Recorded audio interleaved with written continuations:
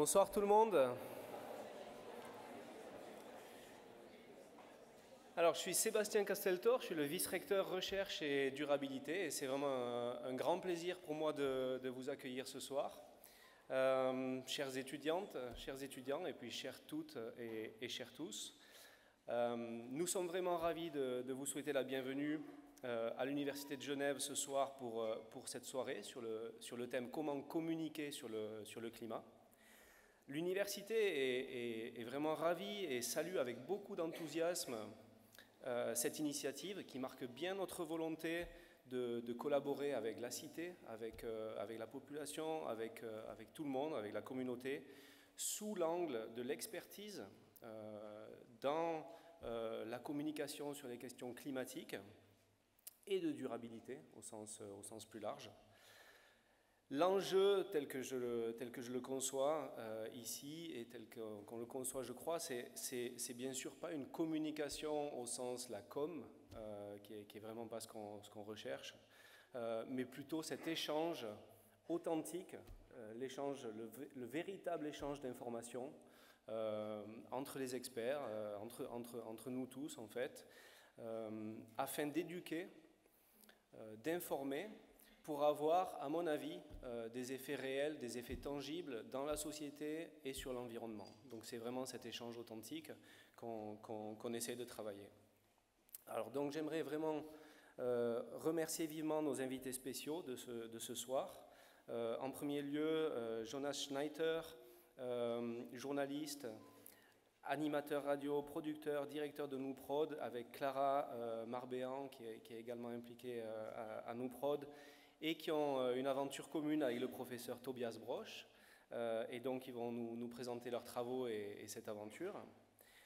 J'aimerais remercier Thomas Wagner du site Bonpot, qui est dédié au changement climatique, avec plein d'infographies que je trouve fantastiques à communiquer. Carrie Deprick, qui est politologue à l'Université de Genève, chez nous, qui est spécialiste en gouvernance de l'environnement et que je remercie d'être là ce soir et de participer avec nous. Julie Schniedrich, qui est chef du service Agenda 21 de la ville de Genève, que je remercie aussi énormément d'être là avec nous ce soir.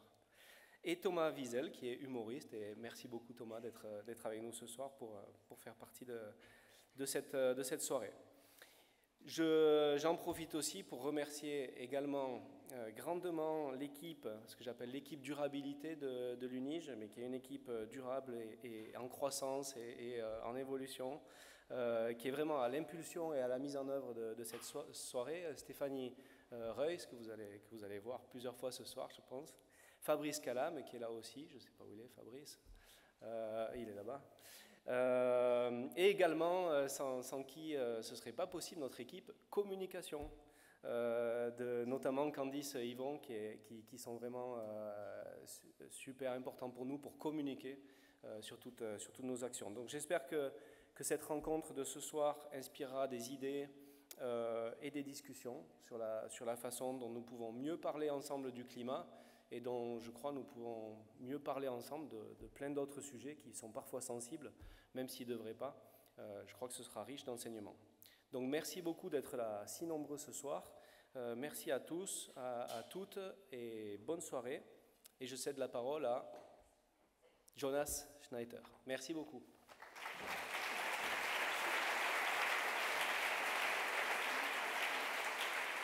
Ça fait plaisir d'avoir autant de monde sur cette question qui nous a enthousiasmés ces dernières années, de voir qu'elle est partagée, en tout cas l'interrogation. Et on va essayer d'amener des réponses sur cette question qui est souvent posée de quels sont les contenus qui vont permettre d'induire des changements positifs sur la société, quelles sont les vidéos qu'il faut uploader par exemple sur YouTube pour essayer d'avoir un impact mesurable. C'est la question qu'on s'est posée il y a maintenant 4 ans avec Nouprod, quand on a lancé un grand projet qui était soutenu par l'association Seedling. On s'est dit, on aimerait publier des vidéos sur YouTube qui ont un vrai impact. Et quand on cherche écologie sur YouTube, ou climat, ou CO2, on a déjà des millions d'heures de vidéos. Il y a des dizaines de nouvelles vidéos qui sont publiées chaque minute. Et donc, c'est vertigineux quand on se pose la question, quels sont les contenus qu'on va pouvoir ajouter à tout ce bruit dans le web dans l'espoir d'avoir un impact positif. Et un autre vertige nous est apparu déjà à ce moment-là, c'est quels sont les contenus qu'on pourrait mettre sur YouTube en espérant améliorer la situation et qui pourraient empirer la situation. Parce qu'on a lu dès le début de notre intérêt pour cette question-là que parfois on publiait des contenus qui se voulaient écolos mais qui avaient exactement l'effet inverse. Et donc là-dedans, on a voulu amener un peu de science, et c'est ce qu'on fait ce soir avec cet événement, évidemment à l'université, lieu de science. Et la science qui s'intéresse à ça, c'est la psychologie sociale. Et donc la question qu'on s'est posée, c'est quels sont les contenus qui, scientifiquement, peuvent induire un changement positif dans le sens de la durabilité. Et la personne vers qui on est allé et qui a mené cette étude avec son équipe, c'est Tobias Brosch qui va vous présenter tout ça et que je vous propose d'applaudir.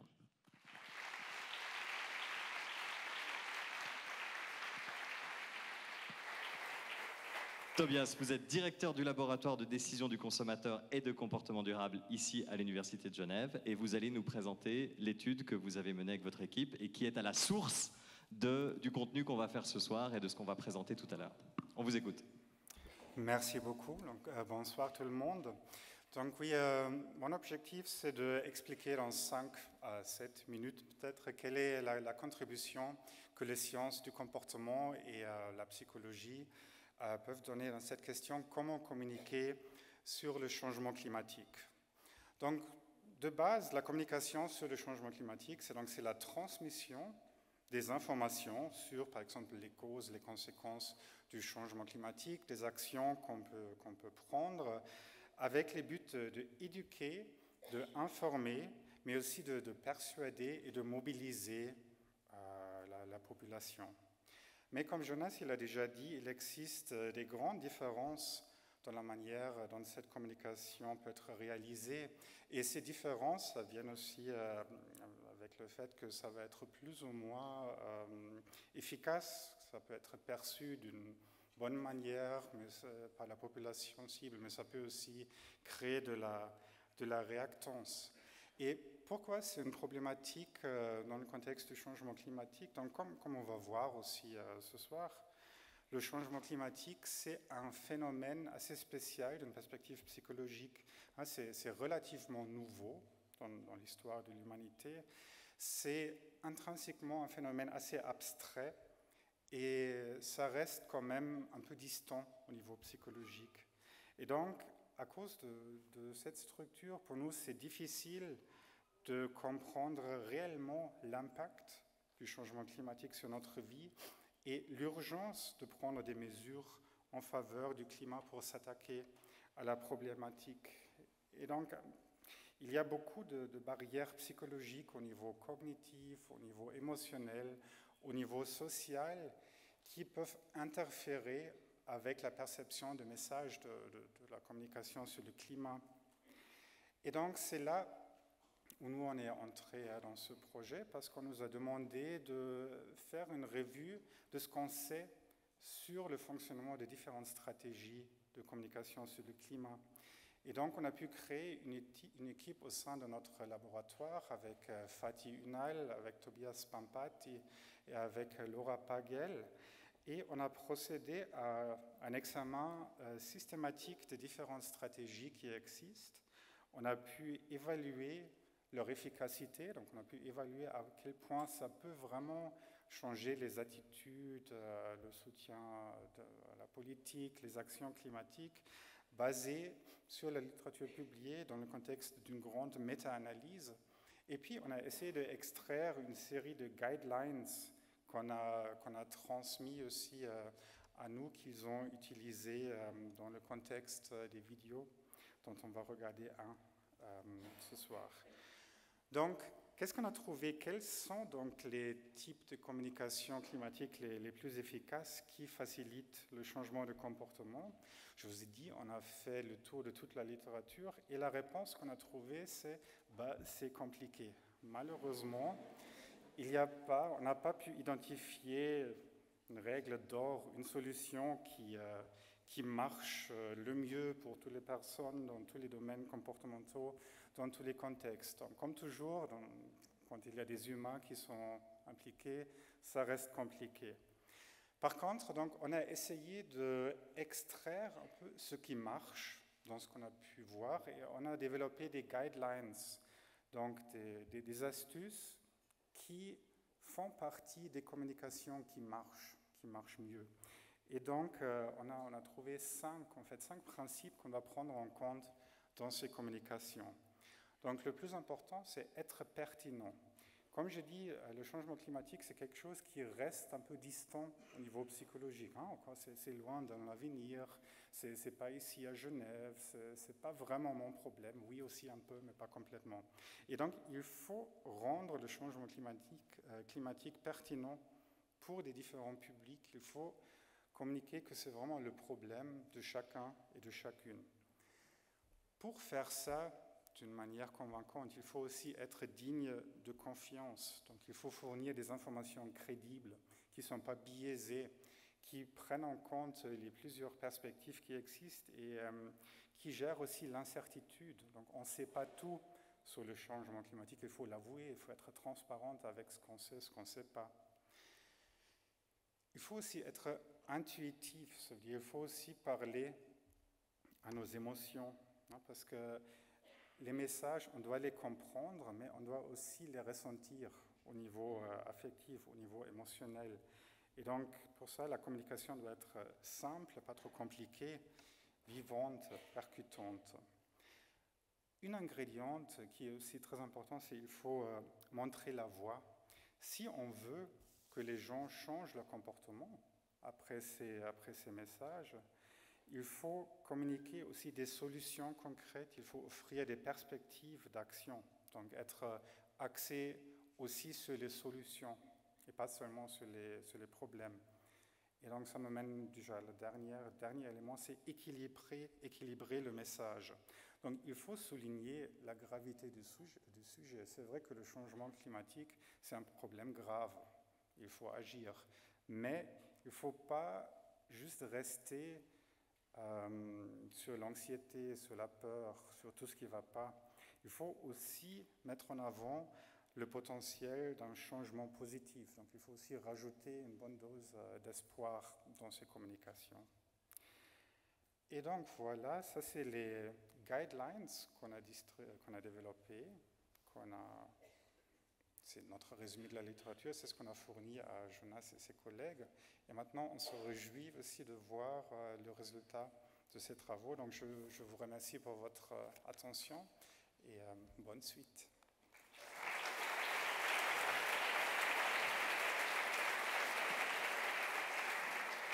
Merci beaucoup Tobias, et vous reviendrez d'ailleurs sur scène, comme ça on pourra prendre quelques questions dans le public pour vous sur l'étude.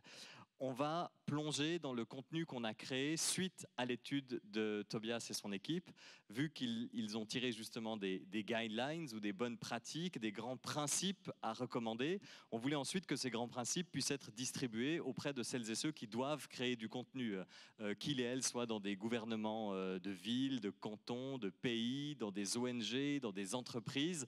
On imagine que chaque jour, il y a des centaines de personnes qui se posent ces mêmes questions. Quel contenu je dois créer pour qu'il soit efficace et pour induire un changement de comportement positif en matière d'écologie? Et donc, on a créé une série de vidéos pédagogiques qui sont incarnées par Thomas Wiesel, qui viendra sur scène tout à l'heure. On ne va pas pouvoir vous montrer l'intégralité de ces vidéos, ça dure presque 1 heure, mais on va vous montrer un tout petit extrait, le tout début, les quelques premières minutes de cette formation. C'est plutôt une introduction à ces quelques vidéos que je vous propose de découvrir ensemble pour la première fois.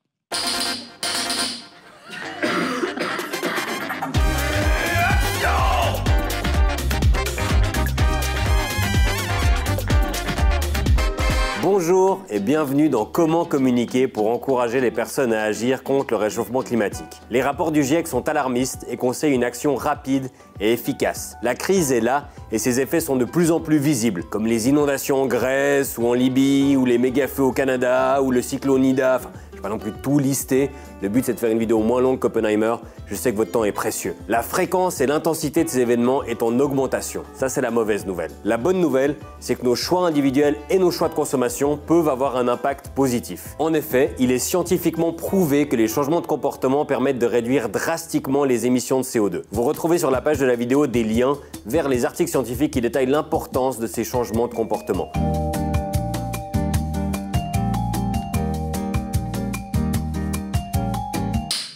Les individus sont des acteurs clés pour répondre à la crise que nous traversons. Que ce soit en termes de mobilité, d'alimentation, de consommation dans l'appartement, la marge de manœuvre est immense. Et elle est aussi intéressante à analyser en fonction des différentes périodes de vie. Pendant l'arrivée d'un enfant, est-ce qu'on achète de seconde main, on achète tout flambant neuf pour que ce soit utilisé que 3 jours? Quand on change de lieu de travail, quel mode de transport va-t-on utiliser? Mais pour comprendre les enjeux du réchauffement climatique et les bons gestes à adopter, il est nécessaire d'avoir une communication claire et efficace.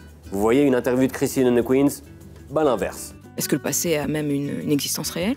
Qu'est-ce que le présent? Est-ce que le présent, c'est une brèche dans le futur? Si tu considères que tu travailles ton présent pour ton futur, ça veut dire que tu es toujours dans le futur? Le changement climatique est un phénomène abstrait, nouveau et psychologiquement dur à se représenter au quotidien. C'est aussi difficile que d'expliquer le succès de TikTok à quelqu'un de plus de 30 ans. C'est par exemple compliqué de se projeter dans le futur et de réellement saisir les conséquences de nos actes, et ça vaut pour TikTok et le dérèglement climatique. Malheureusement, le côté abstrait du problème peut rendre les gens plus inactifs. Par exemple, limiter le réchauffement à 1,5 degré à l'avenir, ça veut dire quoi? Ça implique quoi? Est-ce que franchir les 2 degrés en 2030, c'est grave? Parce que si j'augmente le chauffage d'un demi-degré dans ma chambre, je verrai pas la différence. Alors pourquoi, à l'échelle de la planète, ce serait vraiment catastrophique? Quelles sont les conséquences et qu'est-ce que je peux faire pour éviter ça?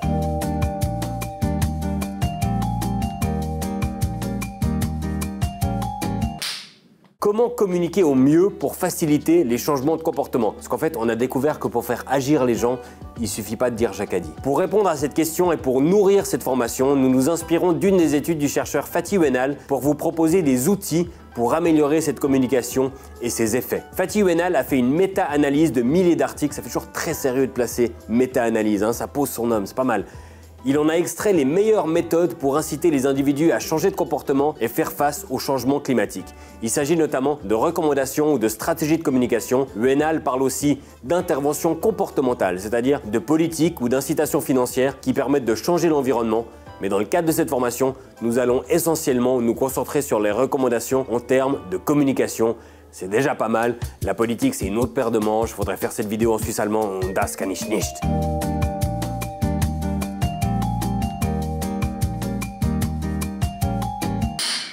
Cette étude de Fatih Ouenal nous explique aussi pourquoi le passage à l'action est compliqué pour les individus, notamment en raison de 2 éléments intéressants à avoir en tête pour la suite. Numéro 1, les gens ne connaissent pas l'impact réel de leur comportement sur le changement climatique. Il y a un écart entre l'impact perçu et l'impact réel. Par exemple, passer du SUV au transport en commun est un comportement à fort impact et c'est pourtant perçu comme ayant un impact faible ou un impact modéré. Les gens se disent « ça va rien changer parce que mon voisin continue de prendre son 4x4 ».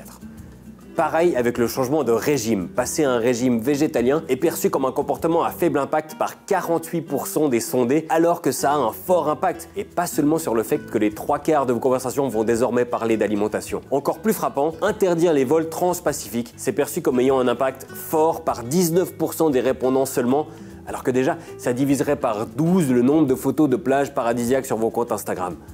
Donc là, le premier objectif en termes de communication, ce serait de s'efforcer à réduire le manque de connaissances en sensibilisant les gens à l'efficacité des différents comportements pro-environnementaux. Si on sait à quel point nos comportements ont de l'impact, il est plus facile de faire l'effort de les changer. Numéro 2, la communication devrait se concentrer stratégiquement sur les changements à fort impact pour maximiser l'impact visé. Par exemple, diminuer les vols en avion ou la consommation de viande plutôt que d'encourager le recyclage qui a un impact modéré. Mais le recyclage est souvent mis en avant car c'est moins clivant. Se priver du plaisir d'un long voyage ou d'un bon steak, ça peut être frustrant, alors que je connais personne qui vit un déchirement à l'idée de plus pouvoir jeter de papier dans sa poubelle.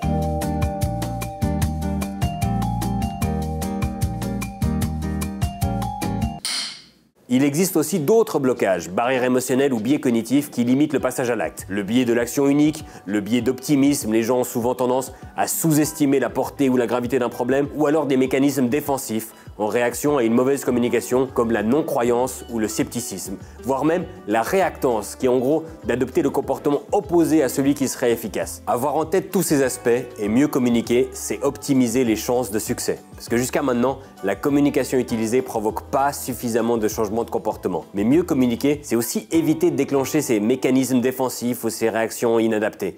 J'ai un peu l'impression d'être un thérapeute de couple, mais si on réfléchit, on est en relation exclusive avec la planète, donc c'est pas comme si on avait le choix.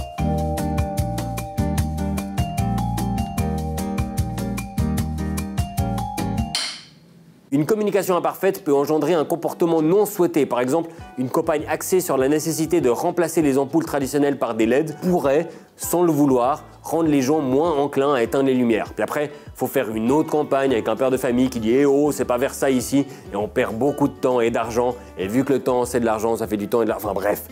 Pour maximiser les chances de succès, nous avons réalisé pour vous 4 vidéos autour de 4 axes. Éduquer, motiver, s'engager, responsabiliser. Les vidéos sont indépendantes les unes des autres, mais elles se complètent, comme les Avengers. Enfin, je suis pas très à jour dans les Marvel. Ah, et sur le site web, chaque vidéo est accompagnée de références pour aller plus loin et en savoir encore plus. C'est parti, allez, il y a urgence.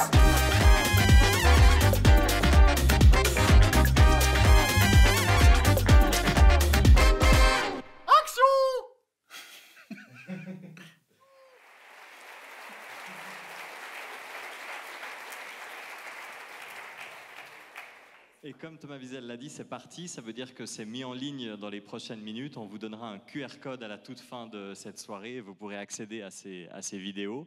Elles sont accessibles gratuitement. Elles seront distribuées ces prochaines semaines aux décideuses, décideurs, au gouvernement, aux ONG, à toutes les cibles que je vous ai citées tout à l'heure, dans le but justement que la communication autour du climat soit faite de manière plus impactante et qu'on évite de reproduire toujours les mêmes erreurs. Je vous propose d'inviter sur scène celles et ceux qui vont se confronter d'abord à mes questions, mais surtout après à vos questions. Donc je compte sur vous pour réfléchir à quelques questions pièges ou réactions que vous avez envie d'avoir et on confrontera notre panel. Le premier que j'appelle sur scène, c'est Thomas Wagner, le fondateur du média Bon Pote, que je vous propose d'applaudir. Oui. Bienvenue Thomas, merci beaucoup d'être là. Je vous propose d'applaudir maintenant Julie Schniedrich de la ville de Genève, d'Agenda 21.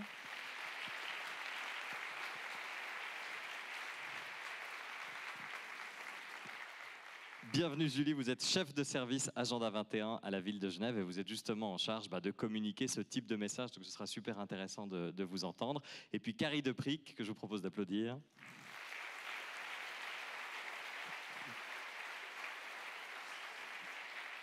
Vous êtes politologue, vous avez notamment étudié le rôle, la position, la réception du GIEC, donc on est au cœur du sujet, et puis vous êtes maître assistante à l'Institut des sciences en environnement, ici à l'Université de Genève.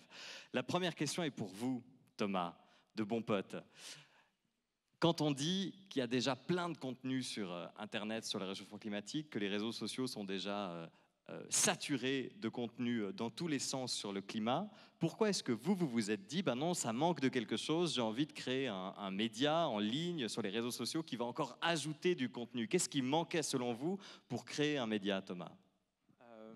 On m'entend bien, oui. Je ne trouve pas que l'information soit saturée. Je pense qu'on n'en parle toujours pas assez du changement climatique et de la biodiversité. Donc, désolé, mais je trouve qu'on n'en parle toujours pas assez. Et pourquoi j'ai commencé vraiment à axer les articles de Bon Pote sur ce sujet-là, puisque je pensais, ou j'avais le sentiment qu'on n'en parlait pas forcément toujours bien. Alors, j'ai eu des discussions avec quelques personnes qui vivent ici en Suisse. Apparemment, vous avez la chance de ne pas avoir de climato-sceptiques ici, dans la presse. Mais nous, en France, on n'a pas cette chance-là. Ok, c'est à nuancer, Thomas, ça aussi. pour être très sincère, je produis une émission le dimanche matin avec des chroniqueuses, chroniqueurs. J'en ai 12, il y a 2 climato-sceptiques. Ah, il aurait fallu les inviter ici, ça aurait été intéressant. Donc non, on a des climato-sceptiques dans nos médias. Ouais. Peut-être un peu moins qu'aux États-Unis et un tout petit peu moins qu'en France, ouais, peut-être. Bon. Et en tout cas, oui, pour nuancer ça, c'est que je trouve qu'il y a encore aujourd'hui, en 2024, un déficit d'information. Je trouve qu'on n'en parle toujours pas assez. Il y a encore des journaux qui se félicitent, je ne sais pas, on a encore des pubs sur des vols en avion et des allers-retours à Dubaï pour le week-end, etc. Donc je pense que l'information n'est toujours pas suffisante et elle n'est pas forcément bonne et assez éclairée ni sourcée. Donc c'était un peu pour pallier ça. D'accord, mais alors plus précisément, qu'est-ce que c'est une information bonne? Qu'est-ce qui manquait dans l'information que vous voulez amener?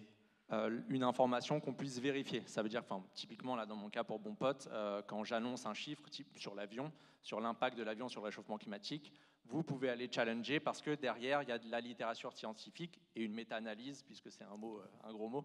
Il y a des sources et vous pouvez aller challenger les chiffres. Donc chaque chiffre, il ne sort pas de mon chapeau. Et ensuite, il faut effectivement comprendre pourquoi ce chiffre a de la valeur ou pas. À ce moment-là, je pense que Carrie en parlera bien mieux que moi, mais un chiffre qui est sorti par le GIEC, donc qui fait la synthèse de la littérature scientifique, a plus de poids et plus d'autorité, on peut peut-être plus lui faire confiance que Jean-Michel sur Facebook qui va vous dire le réchauffement climatique, j'y crois pas. En tout cas, vous avez un succès qui est incroyable, vous êtes extrêmement suivi, et mieux encore, vous êtes toujours cité comme une référence. J'entends régulièrement, même si vous n'êtes pas le plus suivi des influenceurs francophones, mais vous êtes toujours cité comme une référence, comme particulièrement crédible, etc. sur ces questions-là. Et ça, c'est vraiment une réussite assez incroyable, surtout que Tobias nous disait l'importance d'être perçu comme crédible. Et ça, on essaiera de creuser après. Comment est-ce que vous avez réussi à créer cette crédibilité autour de ce que vous faites, qui est admirable. Carrie Depric, j'ai une question sur le GIEC, parce que ce que fait Thomas avec Bon Pote, c'est de vulgariser, de répéter, d'expliquer des publications, par exemple, du GIEC. Pourquoi est-ce que le GIEC n'arrive pas, ne veut pas ou ne peut pas le faire tout seul? Pourquoi est-ce que ce n'est pas le GIEC qu'on suit simplement pour avoir des informations crédibles plutôt que Bon Pote? Je dirais parce que pendant longtemps, le GIEC, il n'a pas vraiment pensé à l'importance de la communication. Il y avait un peu cette idée que s'il présentait ses résultats et ses rapports, soit d'autres personnes allaient s'emparer de la question, et les journalistes, mais aussi parce que cette connaissance, elle allait se transformer rapidement en action, qu'il n'y avait pas besoin d'avoir tout ce travail d'intermédiaire que font aujourd'hui de nombreux journalistes. Et dans les années 2000, il y a eu énormément de controverses. 2010, certaines erreurs qui ont été retrouvées dans le rapport, du 4e rapport du GIEC, et donc un peu réalisation qu'il fallait aussi penser un petit peu à la communication. Donc là, depuis, le GIEC qui reste quand même en fait vraiment une organisation en réseau, donc il n'y a pas le secrétariat à Genève, mais il n'y a pas vraiment, c'est 2 personnes qui s'occupent officiellement de la communication, et puis les auteurs. Il y a 2 personnes qui s'occupent de la com du GIEC. 2 ou 3, oui, c'est vraiment au niveau mondial. Au niveau du GIEC, en tout cas. Oui, mais au niveau mondial. Voilà, c'est ça, effectivement. Mais tout en s'attendant que c'est quand même les auteurs qui sont censés faire une grosse partie du travail, mais vraiment concrètement, sur la question de la communication, il y a 2-3 personnes. Mais ça vous étonne pas? On est plus nombreux sur scène que de gens qui s'occupent de communiquer le rapport du GIEC, qui est quand même décisif au niveau mondial. Effectivement, il faudrait demander aux États membres du GIEC peut-être de mettre plus d'argent dans le financement de la communication de l'organisation. Effectivement, le secrétariat du GIEC, c'est 15-20 personnes. Et ensuite, tout le travail de communication, c'est les auteurs, et pas les membres, les États membres. Ça, c'est aussi intéressant. Les gouvernements se positionnent pas en fait souvent comme communicants sur les résultats, alors qu'ils font partie prenante finalement dans une grosse partie du travail, mais c'est principalement sur les auteurs qu'incombe cette responsabilité de communiquer, et ensuite sur les journalistes. Et du coup, le GIEC aujourd'hui fait extrêmement attention à avoir un dialogue et à vraiment collaborer en fait aujourd'hui avec les journalistes. Julie Schnidrig, j'ai une question pour vous qui devez communiquer ces messages, et en plus avec un effet, c'est-à-dire que quand on travaille dans une ville, on ne vous demande pas simplement de communiquer pour communiquer, vous utilisez l'argent des citoyennes et des citoyens, et vous devez avoir un effet positif, mesurable, etc. Comment vous faites? Avec quels outils vous travaillez pour vous dire « Ah bah oui, si je vais communiquer ça va être efficace, mais si je ne communique pas ça, c'est pas efficace ». Comment vous faites?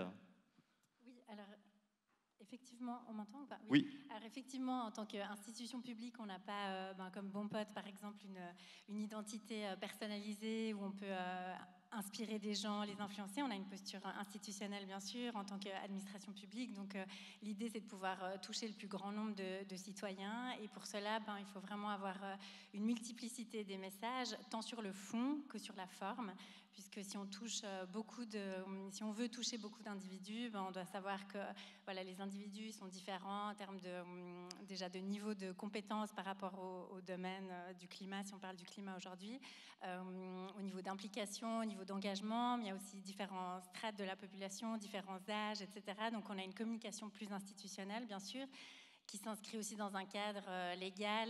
Donc on a des documents cadres, mais après on a tout un panel d'outils qui permettent de communiquer de manière différente, donc au niveau de documents écrits, mais aussi des vidéos. On met sur pied justement des solutions pour les gens qui aimeraient pouvoir avoir accès à des pistes, à des idées. On a lancé un calculateur carbone en collaboration avec d'autres institutions publiques pour justement toucher à différents moments, à différents niveaux, des gens qui seraient plus ou moins concernés. Et puis ça, je pense que c'est notre rôle, c'est de pouvoir toucher le plus grand nombre de gens en fait. Et qu'est-ce qui a marché alors? Alors, il y a plein de choses qui marchent. Mais le meilleur exemple, le truc que vous avez vu comme très efficace.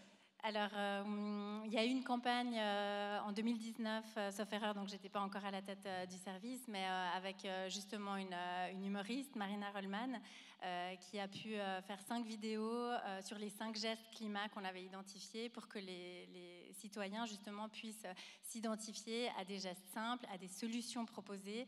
Et puis, Marina avait justement pu créer ces vidéos sur un ton humoristique, mais aussi en se moquant un peu de nous-mêmes en tant que citoyens, où c'est vrai qu'on ne fait pas tout juste. Et puis, voilà, du coup, je pense que les personnes pouvaient fortement s'identifier à ce qu'elle a proposé comme petit clip. Et puis, c'est aussi un format court qui complète des documents cadres, comme notre stratégie climat municipale, qui est une stratégie écrite avec 78 mesures, etc. Donc, l'idée, c'est d'avoir un panel d'outils qui puissent toucher sur la même thématique scientifique, différents publics et puissent être complémentaires, en fait.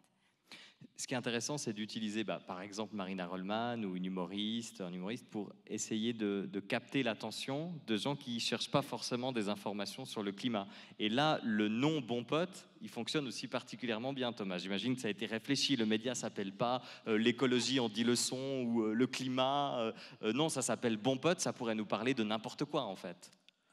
Effectivement, mais pour le coup, Bon Pote n'a pas été tant réfléchi que ça. J'ai mis 4 ans à essayer de trouver un meilleur nom, je n'ai toujours pas trouvé. Donc si une personne dans la salle trouve, n'hésitez pas à m'écrire. Non, au niveau de la communication, là, vous évoquiez l'humour, et je pense qu'on va en reparler ce soir. Il faut toujours adapter son message en fonction des personnes, et je trouve que l'humour est une arme qui est sous-estimée.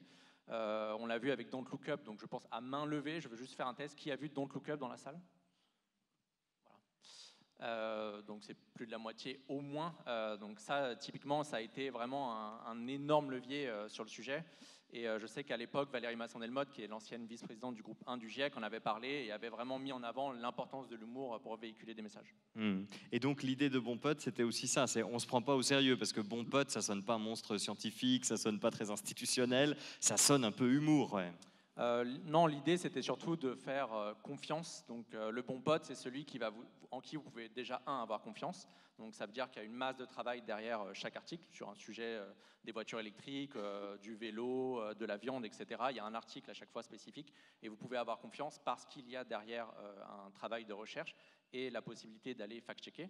Et 2, le rôle d'un bon pote, c'est aussi de vous dire un peu quand vous merdez. Donc ça veut dire quand tu as une personne, et typiquement un de mes meilleurs amis, qui aime beaucoup trop les SUV ou les vols en avion, c'est une personne qui va venir vous titiller et vous dire là tu déconnes un peu, quoi.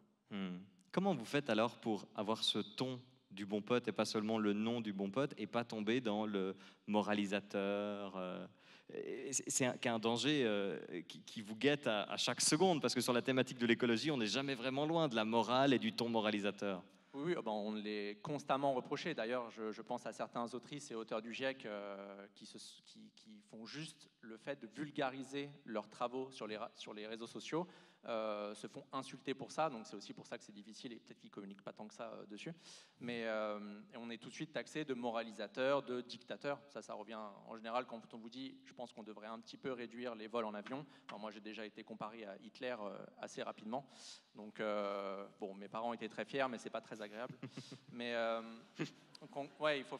sur la communication, on est tout le temps, mais de toute façon, vous pouvez regarder sur Bon Pote ou Thomas Wagner, quand je vais communiquer sur LinkedIn, si je dis attention, peut-être au niveau des émissions, en France en tout cas, typiquement la voiture ou les transports représentent 32% des émissions françaises, je crois qu'on doit réduire un peu la voiture.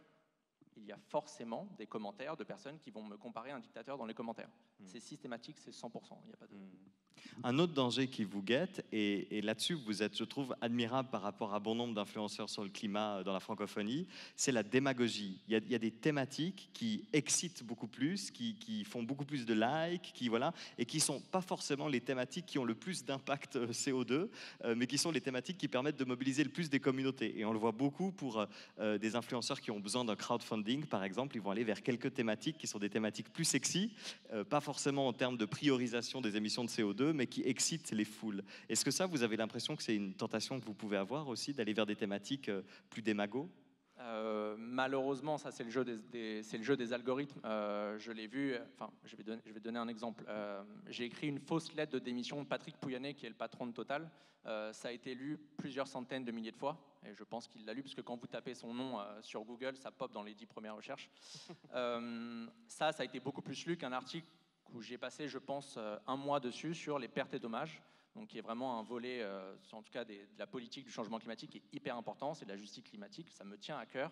Et quand je l'ai sorti, bon, ça n'a pas été beaucoup lu. Je pense que j'aurais posté une photo de chat sur les réseaux, ça aurait fait beaucoup plus de réactions. Donc, il y a un jeu un peu, il y a une responsabilité des médias de choisir les sujets. J'essaye de le faire et de ne pas être attiré forcément par les clics. Si je fais un article sur Kylian Mbappé, sur l'empreinte carbone et son jet privé, vous pouvez être sûr que ça va être beaucoup plus lu que la justice climatique, mais il faut trouver son angle et on a une responsabilité aussi d'amener des sujets qui sont peut-être moins médiatiques, mais qui sont tout aussi importants. Carrie Deprick, le GIEC a une sorte d'impossibilité de communiquer de par la recherche de neutralité. Le GIEC est aussi censé ne pas être un acteur politique qui se bat parmi les autres acteurs politiques, mais est censé être au-dessus de la cohue. Et finalement, c'est aussi ça sûrement qui fait que le GIEC a de la peine à communiquer ou parfois s'empêche de communiquer et de dire les choses de manière trop frontale, non ? Oui, parce que c'est vrai que le GIEC a cette autorité scientifique qui veut qu'il doit être neutre. C'est aussi une organisation qui prend extrêmement de temps pour arriver à un consensus, que ce soit au sein des auteurs ou bien aussi au sein des gouvernements.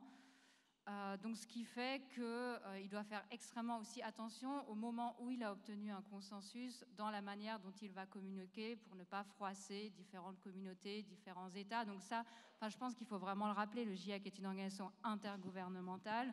Même sa communication, en fait, est censée être gérée de manière à garder en tête quand même donc, cette neutralité scientifique et cette dimension aussi intergouvernementale, et ça fait effectivement dans certains cas que ça le rend très compliqué. Le GIEC, la science, de manière générale, moi d'où je viens, des études que j'ai faites, la science elle n'est jamais entièrement neutre, dans le sens où on va quand même cadrer d'une certaine manière. Est-ce qu'on va mettre en avant les questions de justice? Est-ce qu'on va mettre en avant les solutions technologiques, les solutions de changement de comportement? Donc d'une certaine manière, on n'est jamais entièrement neutre dans la manière dont on va créer la science, mais aussi comment on va la communiquer. Et donc c'est vrai que souvent, en voulant quand même constamment toujours maintenir cette position de neutralité, je pense que dans le futur, plus on va parler des questions de solutions, et plus ça va être aussi compliqué pour le GIEC de maintenir cette position, surtout qu'en fait, au sein du GIEC, il y a énormément de visions du monde, énormément d'intérêts, énormément de communautés, de valeurs, et ça devient vraiment, je pense, de plus en plus difficile de maintenir cette homogénéité. Et ce que ça met en avant aussi, c'est le fameux cliché de la scientifique ou de scientifique qui parle tellement mal, qui a tellement de peine à s'exprimer, à faire passer son message, etc. C'est très vrai dans plein de cas. Il y a aussi l'exemple inverse. Il y a les scientifiques qui sont des stars de télévision, qui parlent très bien, et puis qui se font allumer par la profession parce qu'on dit « non mais lui, il parle tellement bien » ou « elle parle tellement bien » qui sort de son rôle de scientifique. Qu'est-ce que vous avez comme regard en tant que politique? C'est quoi le rôle d'un scientifique ou d'une scientifique? C'est de communiquer, c'est d'aller à la télévision, ou c'est de s'empêcher et d'éviter de devenir une star de la télé, par exemple? Je pense qu'il faut trouver un équilibre entre, d'un côté, sa fonction en tant que chercheur, en tant qu'enseignant, qui prend quand même déjà beaucoup de temps, et puis effectivement tout ce travail avec la cité, comme on le dit à Genève et en Suisse, qui est effectivement rencontrer différents publics, parler aux journalistes. Mais effectivement, je pense que quand même, pour autant, notre travail n'est pas de devenir pour autant des personnes qui sont constamment présentes. C'est pas non plus notre travail pour autant. On doit savoir communiquer, on doit savoir être disponible, mais en même temps, il y a d'autres personnes qui, je pense, sont tout aussi capables et qui ont peut-être même mieux les outils en main pour coopérer en fait avec les chercheurs dans ce travail de communication. Thomas, vous avez quoi comme avis sur la question? C'est quoi le rôle d'un scientifique ou d'une scientifique? Vous aimeriez qu'ils ouvrent des comptes sur Insta et qu'ils fassent la même chose que vous, chacun dans leur thématique? Ou non? Je rejoins les propos de Carrie, et juste en une phrase, si vous voyez une personne intervenir sur tous les sujets, que c'est toujours la même personne, j'aurais plutôt tendance à me méfier. On a des stars en France, on appelle ça des toutologues, qui interviennent et qui sont pros on les a vus sur le Covid, sur le conflit avec l'Ukraine, maintenant, voilà, Israël-Palestine, etc. C'est pas bon signe en général. Si vous voyez toujours la même personne, remettez en question son expertise, je pense. Oui, c'est vrai qu'il y a des scientifiques d'une partie de la science du climat, par exemple, qui auront tendance à aborder toutes les questions tout le temps et devenir des stars de la télévision des tout-terrains. Ouais. Julie, j'aimerais que vous nous parliez de votre expérience de communication avec Extinction Rébellion, parce que ça, c'était un truc osé, que la ville de Genève a osé faire. Déjà, pourquoi cette idée? Et racontez-nous un peu ce que vous avez fait, qu'on comprenne ce cas particulier. Oui, alors peut-être qu'il y a des gens dans la salle qui étaient là avant que moi j'ai ce poste à l'agenda 21 qui pourraient mieux témoigner sur cette affaire, mais effectivement, à un moment donné, la ville de Genève a été approchée par l'association Extinction Rébellion pour parler justement du climat et puis de vouloir engager les gens à travers une campagne en fait, d'affichage dans les rues de Genève sur la question climatique, mais ancrée dans un enjeu local. Et puis c'est vrai qu'en tant qu'institution publique, on aime bien ancrer le discours dans des propos régionaux, locaux, pour justement faire en sorte que les gens puissent être investis, se sentir émotionnellement concernés et puis réduire cette distance psychologique dont parlait Tobias tout à l'heure. Donc la ville avait bien senti à l'époque peut-être le risque identifié à ce type d'association, qui est effectivement une association d'activistes extrêmement controversée, et puis que voilà, il y avait un risque en termes d'image. Donc la ville s'est dotée d'un comité scientifique pour justement accompagner toute cette démarche d'affichage. Et puis ensuite ces affiches, donc il y a 8 affiches qui sont sorties, je ne sais pas, vous les avez peut-être vues en ville de Genève, mais qui parlaient de Genève en 2040. Voilà, j'ai pris quelques affiches ici, mais il y avait canicule au Paquis, inondation à la pointe de la Jonction, invasion de moustiques tigres, etc., avec des pour messages faire peur. Assez alarmiste, effectivement, j'en conviens, qui a été dans l'idée de pouvoir rendre visible un impact du réchauffement climatique à un niveau genevois, pour que les gens se rendent compte, en fait 2040 c'est pas si loin, mais voilà ce qui va se passer. Donc faire peur, mais en même temps avec des éléments qui étaient réels et documentés scientifiquement. Finalement, ce qui s'est passé, c'est que le message s'est fait emparer de discussions et de clivages gauche-droite, et le buzz, en fait, a été fait non pas sur la question du contenu du message qui cherchait à sensibiliser, informer, alerter, mais plutôt sur le fait que des deniers publics avaient été donnés à une association active, et notamment parfois dans le cadre de désobéissance civile. Et du coup, voilà, la droite s'est vite emparée de la question en disant que c'était absolument scandaleux que la ville de Genève mette 20 000 francs dans une campagne d'affichage dans l'espace public, que c'était irresponsable. Donc ça démontre aussi les limites ou les défis, en tout cas, d'une communication institutionnelle qui n'est pas le bon pote, qui doit, bien sûr, alors comme tout le monde ici autour de la table, avoir des informations scientifiquement éprouvées, pertinentes, crédibles, mais rester dans une posture justement institutionnelle, pas être clivante, être très attentif à la gestion des deniers publics, et puis peut-être d'être dans un discours parfois un peu plus institutionnel. Et je pense que c'est là qu'on peut se compléter en fait par nos différents formats de messages et formes de communication. Sur l'alarmisme, j'aimerais bien vous entendre, Carrie Deprick, parce que c'est quelque chose qu'on reproche régulièrement au rapport du GIEC. L'alarmisme, le fait de vouloir faire peur. On dit oui, mais bon, le but c'est de nous faire peur ou c'est d'aligner les mauvaises nouvelles, etc. Est-ce qu'il y a là un juste milieu dans la communication à trouver quand on est le GIEC, par exemple, entre l'alarmisme et la vérité, qu'il s'agit juste de communiquer sans faire peur, ou qu'est-ce que vous pourriez nous dire là-dessus? Parce qu'on sait aussi que la peur brute, c'est plutôt quelque chose qui a un effet de réactant. C'est-à-dire que ce n'est pas forcément qu'avec de la peur qu'on va pouvoir induire des changements de comportement. Je dirais que d'un côté de ma perspective, quand j'étudie GIEC, et ce que je mentionnais sur le fait que ça prend tellement de temps et de négociations et de compromis et de travail de trouver un accord entre tous ces auteurs qui viennent de pays différents, de disciplines différentes, des États qui viennent de différents ministères. En fait, ce qu'on voit, c'est que le GIEC est plutôt conservateur parce que ça prend tellement de temps pour arriver à un consensus. Il y a effectivement, dans la manière dont il va présenter ces informations, il y a une réalisation aujourd'hui qu'il faut effectivement mieux communiquer, présenter les impacts, effectivement, qui, je suis désolée, sont quand même, enfin, font peur et sont quand même pas non plus quelque chose qui sont faciles à absorber.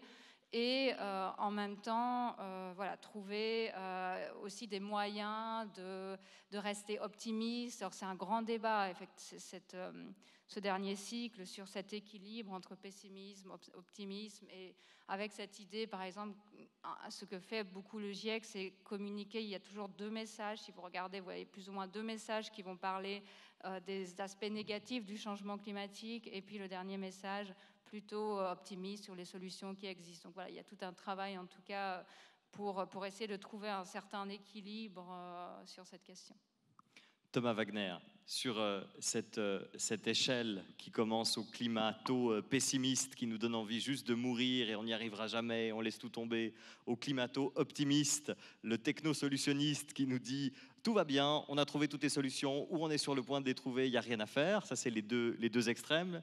Vous vous situez où le long de cette ligne ? Je dirais que je suis plutôt optimiste. Heureusement que je garde encore espoir, sinon j'aurais déjà changé de métier, je serais au bord d'une plage en train de pleurer, c'est à peu près ce que je ferais. Mais surtout pas au bord de l'eau. En fait, voilà, oui. En fait, ce que vient de dire Carrie est intéressant, c'est exactement ça en fait. Il y a la différence entre alarmant et alarmiste. Je pense que les rapports du GIEC sont alarmants et non alarmistes, et qu'il faut vraiment en fait Ça veut dire quelle différence vous faites entre alarmant et alarmiste ? Exagérer, je pourrais dire qu'on pourrait exagérer en gros les travaux de synthèse du GIEC, on pourrait les exagérer, dire que, enfin voilà, il y a une tendance effectivement par une certaine partie de la population et certaines personnes qu'on appelle les catastrophistes ou les doomistes à exagérer les faits. En fait, il n'y a pas besoin d'exagérer les faits. La situation est déjà catastrophique, il n'y a pas besoin d'exagérer. Donc il faut faire très attention pour cette communication.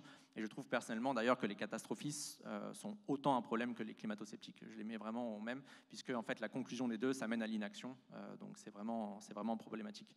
Mais concernant là, ce qu'on vient de présenter, effectivement, la synthèse là et le dernier rapport du GIEC a mis l'accent sur les co-bénéfices à l'action. Donc il y a le constat qui est vraiment pas terrible, encore une fois, et ils ont vraiment appuyé sur les co-bénéfices et au changement, etc. Donc c'est pour ça qu'on peut parler d'optimisme, parce que moi je vois plein de choses à changer dans la société, sur tous les plans, sur l'alimentation, typiquement on parlait de la santé, mais manger moins de viande, c'est vraiment égoïstement, ça peut aussi être une bonne chose pour vous. Donc voilà, c'est bon pour la santé. Pour les transports, avoir des politiques publiques qui vous mettent des infrastructures pour faire plus de vélos en sécurité, notamment à Paris. Je ne sais pas comment c'est à Genève, mais à Paris, il y a une chance sur 2 de se taper une voiture, donc c'est quand même pas mal d'avoir des infrastructures. Un peu moins ici, peut-être une chance sur 3. Bon, peut-être que les gens respectent un peu plus. Mais, voilà. Mais donc, en fait, j'essaye, en tout cas, moi, à mon échelle, de présenter les faits et de toujours rappeler qu'on a notre avenir climatique entre nos mains et de dire qu'il y a plein de points positifs. Effectivement, il y a certaines choses qui vont devoir changer. Je pense que si le patron de Total était là, il ne serait pas forcément hyper content de dire qu'il y a pas mal de choses qui doivent changer. Mais d'un point de vue global et pour l'intérêt général, on a tout intérêt à changer. Les co-bénéfices, c'est intéressant parce que parfois c'est un casse-tête. Donc vous avez cité des co-bénéfices qui sont évidents, qui sont très vrais, etc. Si maintenant vous voulez essayer de trouver un co-bénéfice pour inviter quelqu'un à moins prendre l'avion, qu'est-ce que vous lui dites ?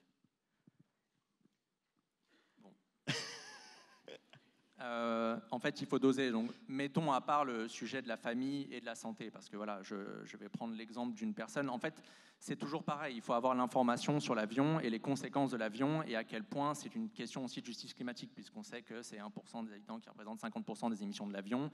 On dit que l'avion, c'est que 2% des émissions mondiales, sauf que c'est vraiment une infime partie de la population mondiale qui provoque ça. Pour les co-bénéfices, je vais juste lui dire qu'elle va, entre autres, pouvoir éviter d'avoir des étés à 50 degrés. Et moi, déjà, à 40 degrés, j'arrive plus à travailler. Donc, à 50 degrés, c'est vraiment pas terrible. Donc, ça fait partie des co-bénéfices. Je trouve que c'est pas trop mal.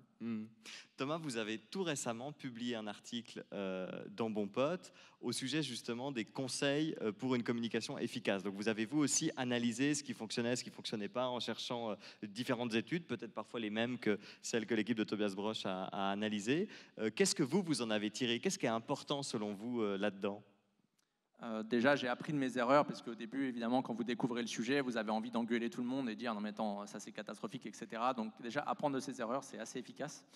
Mais effectivement, il y a un exercice de transparence que vous avez rappelé, ça c'est vraiment hyper important, en fait, être transparent, ce qu'on n'a pas, on n'a pas cette chance-là de la part de nos gouvernants et des différents partis politiques, mais ça aide vraiment pour la communication.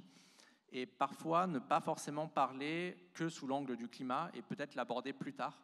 Je vais encore parler de la santé, mais en fait, tout ce qui est bon et toutes les politiques publiques qui sont bonnes pour la santé sont bonnes pour le climat. Mais typiquement, si j'ai un climato-sceptique à côté de moi, que ça emmerde d'agir pour le climat, je vais juste lui parler de sa santé. Et je vais lui dire, regarde, j'ai trouvé des trucs qui sont pas mal pour ta santé. Il va dire, ouais, vas-y, ça m'intéresse. Et in fine, c'est bon pour le climat. Donc voilà, il faut essayer de trouver des angles de communication. Et ce que vous disiez tout à l'heure, effectivement, c'est compliqué. En fait, s'il y avait une façon de communiquer, on ne serait pas là. On serait au bord d'une plage, tous en train de faire la fête. Bon, voilà.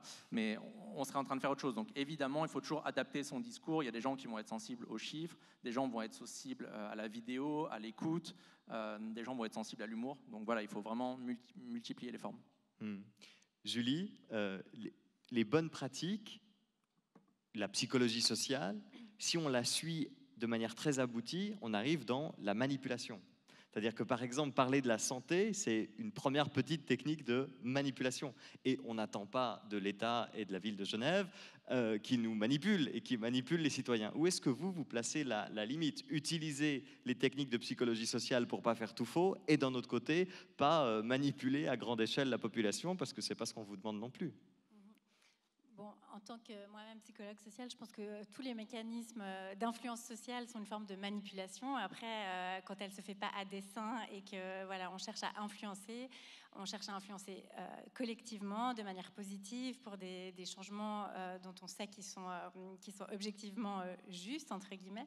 Donc, je ne pense pas que ce soit de la manipulation du tout. Après, la question des co-bénéfices, elle est effectivement très importante parce qu'elle permet, et notamment dans une administration publique où finalement le discours il est aussi identifié parfois à un magistrat qui a une couleur politique, ça permet justement d'essayer d'élargir le discours et puis de sortir des clivages politiques. Et puis, comme disait Thomas tout à l'heure, une personne, qu'elle soit concernée ou pas pour le climat, si la communauté dans laquelle elle vit met en place des infrastructures qui favorisent la mobilité douce, qu'elle propose des solutions, qu'elle donne des incitations peut-être financières, qu'elle permette aux gens de se situer par rapport à la question via un calculateur carbone, qu'elle donne des listes pour bien consommer localement, qu'elle favorise des commerces locaux, etc.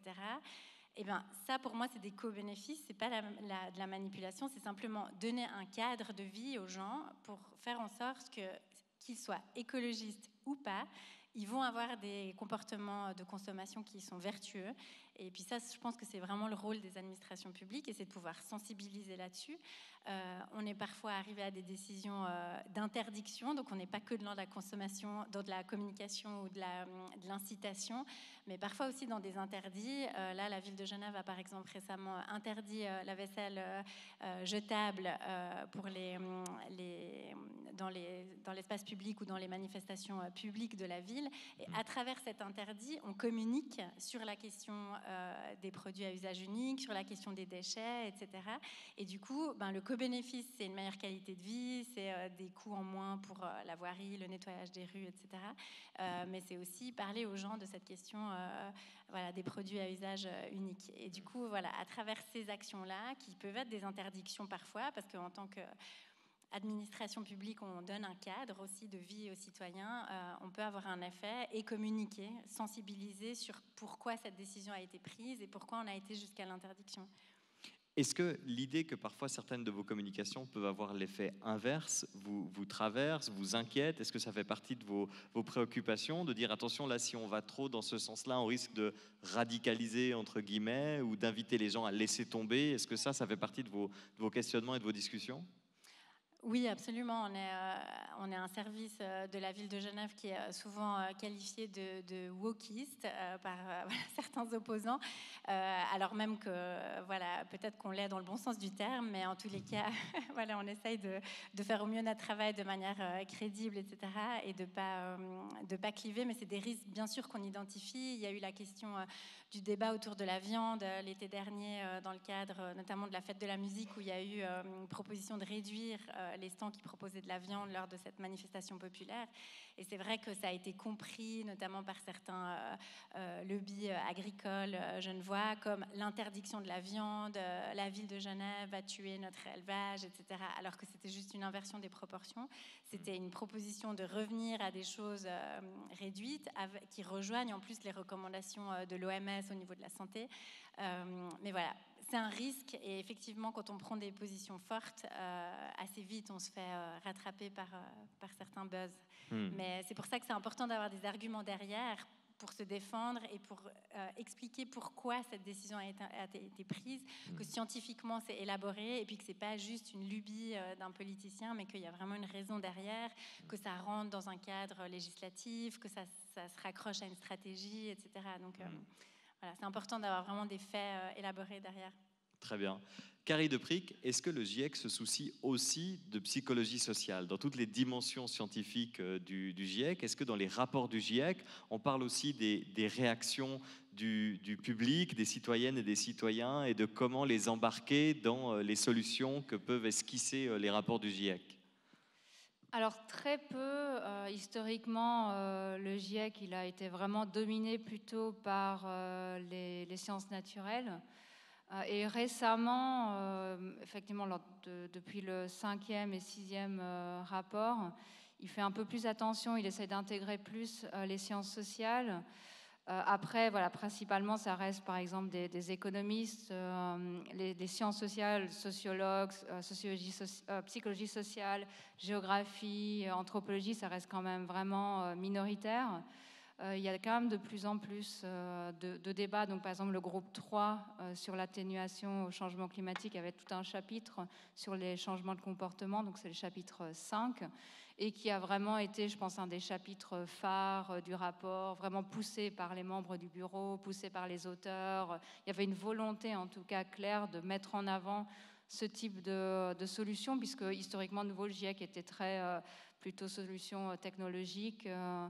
Et donc voilà, il y a en tout cas un début de débat. Ça va prendre maintenant 7 ans, puisqu'il faut attendre le prochain rapport, éventuellement peut-être dans le rapport sur les villes. Mais ça prend du temps, et c'est vraiment, je pense, un gros enjeu de comment mieux inclure les sciences sociales de manière générale dans le GIEC. Et si on dézoome un peu de la Suisse, de la France et de nos voisins directs qui connaissent le GIEC, la population, dans sa courte majorité, j'imagine, connaît exactement ce que fait le GIEC et ce mot, etc. Comment c'est au niveau mondial? Est-ce qu'il y a des régions du monde qui n'ont jamais vraiment entendu parler du GIEC ou qui sont moins en contact avec la communication du GIEC, par exemple? C'est possible, alors, voilà, parce que c'est vrai que c'est un enjeu, comme je le disais, la communication, ça ne fait pas vraiment partie du mandat du GIEC, donc il n'y a pas des gens qui vont se déplacer ou dans chaque pays qui vont ensuite faire la communication. C'est plutôt les membres des gouvernements, donc les ministères, les auteurs, les membres du bureau, en fait, jouent un rôle extrêmement important. Mais c'est vrai que, je pense de manière générale, par exemple, la perspective du Sud, de toute manière, elle est de dire que le GIEC reste quand même principalement dominé par des perspectives occidentales. Donc la question de la justice, équité, ça a pris énormément de temps. Donc il y a quand même une forte méfiance qu'on voit encore aujourd'hui des pays du Sud, des publics du Sud par rapport à une institution très dominée par la science occidentale. Je pense qu'ils font beaucoup plus d'efforts pour s'impliquer au sein donc, des conférences des parties et des COP de la Convention cadre des Nations Unies pour les changements climatiques, où ils pensent avoir beaucoup plus d'impact que dans le GIEC, tout en sachant que le GIEC fait des efforts pour les inclure, mais ça reste quand même, il y a encore, je pense, des cadrages et des questions qui peuvent être retravaillées et mieux développées. Très bien. On va prendre quelques questions du public, mais d'abord, je vais vous demander d'accueillir Tobias Broch aussi sur scène. Je vous propose de l'applaudir de nouveau.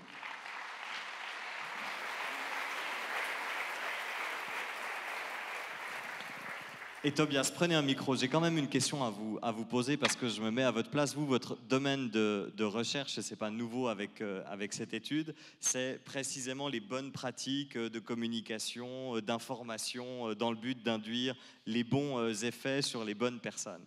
Et vous êtes aussi un citoyen, un consommateur, donc vous regardez la télévision, vous êtes exposé aux communications des ONG, des cantons, de la ville, peut-être même des communications de Julie Schnidrig. Est-ce que vous identifiez une grande différence entre ce que vous voyez au bureau, qui fonctionne, avec des études internationales et ce que vous voyez dans la rue, donc ce qui est fait au quotidien. Est-ce qu'il y a une grande différence entre ces deux choses?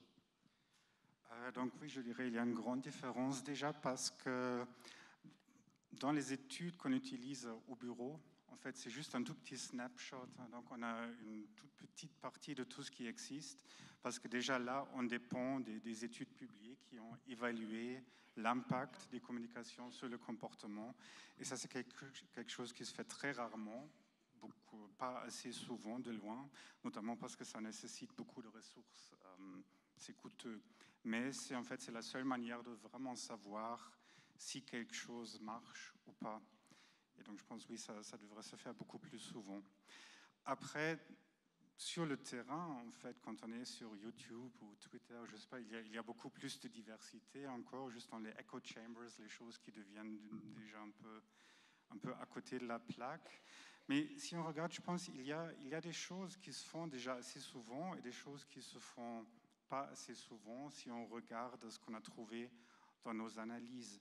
Je pense que la transmission des connaissances pures, ça c'est assez bien déjà jusqu'à maintenant. Je pense que la transmission, juste du fait que le changement climatique, ça existe et c'est peut-être pas une super chose. Je pense que là, on a réussi à transmettre cette information. Si on demande à des populations, est-ce que vous pensez que le changement climatique existe? En Europe, on est à 95% des gens qui disent oui, c'est bon, c'est un problème. Après, là où ça devient intéressant, c'est bon, qu'est-ce qu'on fait avec cette information? Qu'est-ce qu'on veut faire maintenant?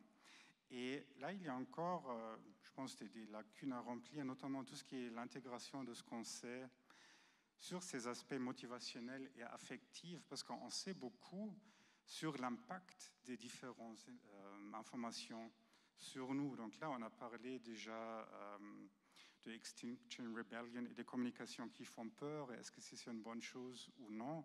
Et moi, je dirais oui, c'est une bonne chose pour commencer. Il faut faire un peu peur pour comprendre la situation.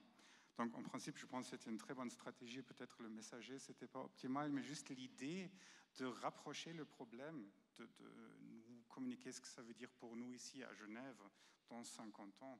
C'est une très bonne stratégie parce que ça va réduire la distance psychologique dont j'ai parlé.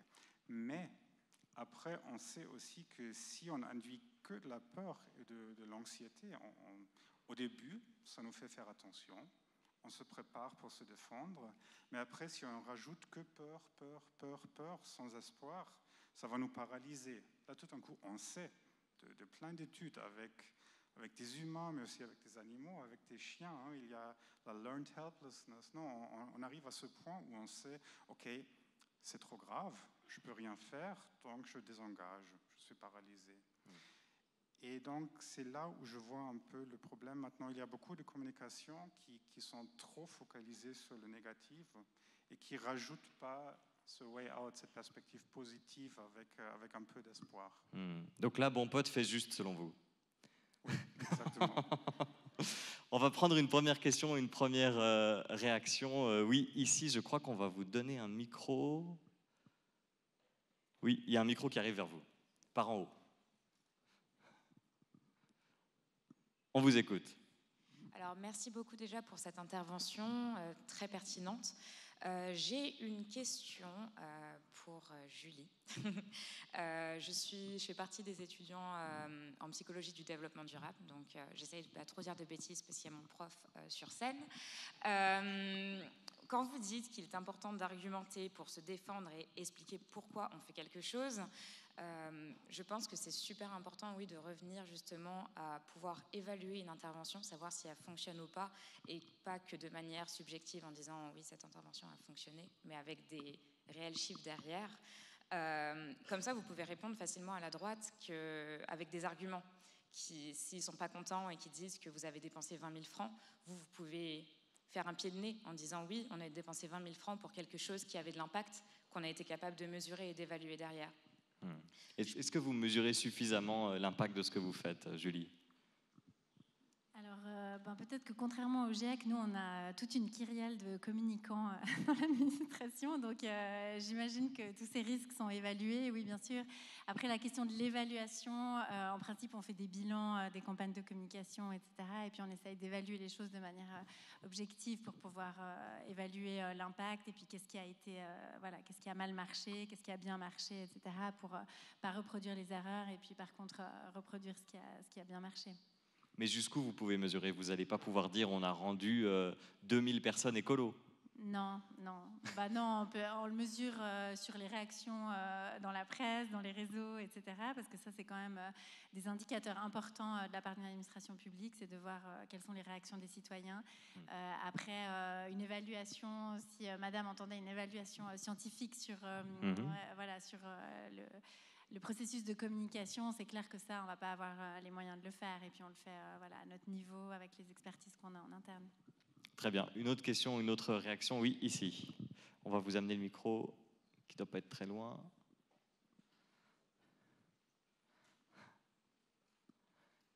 Il arrive.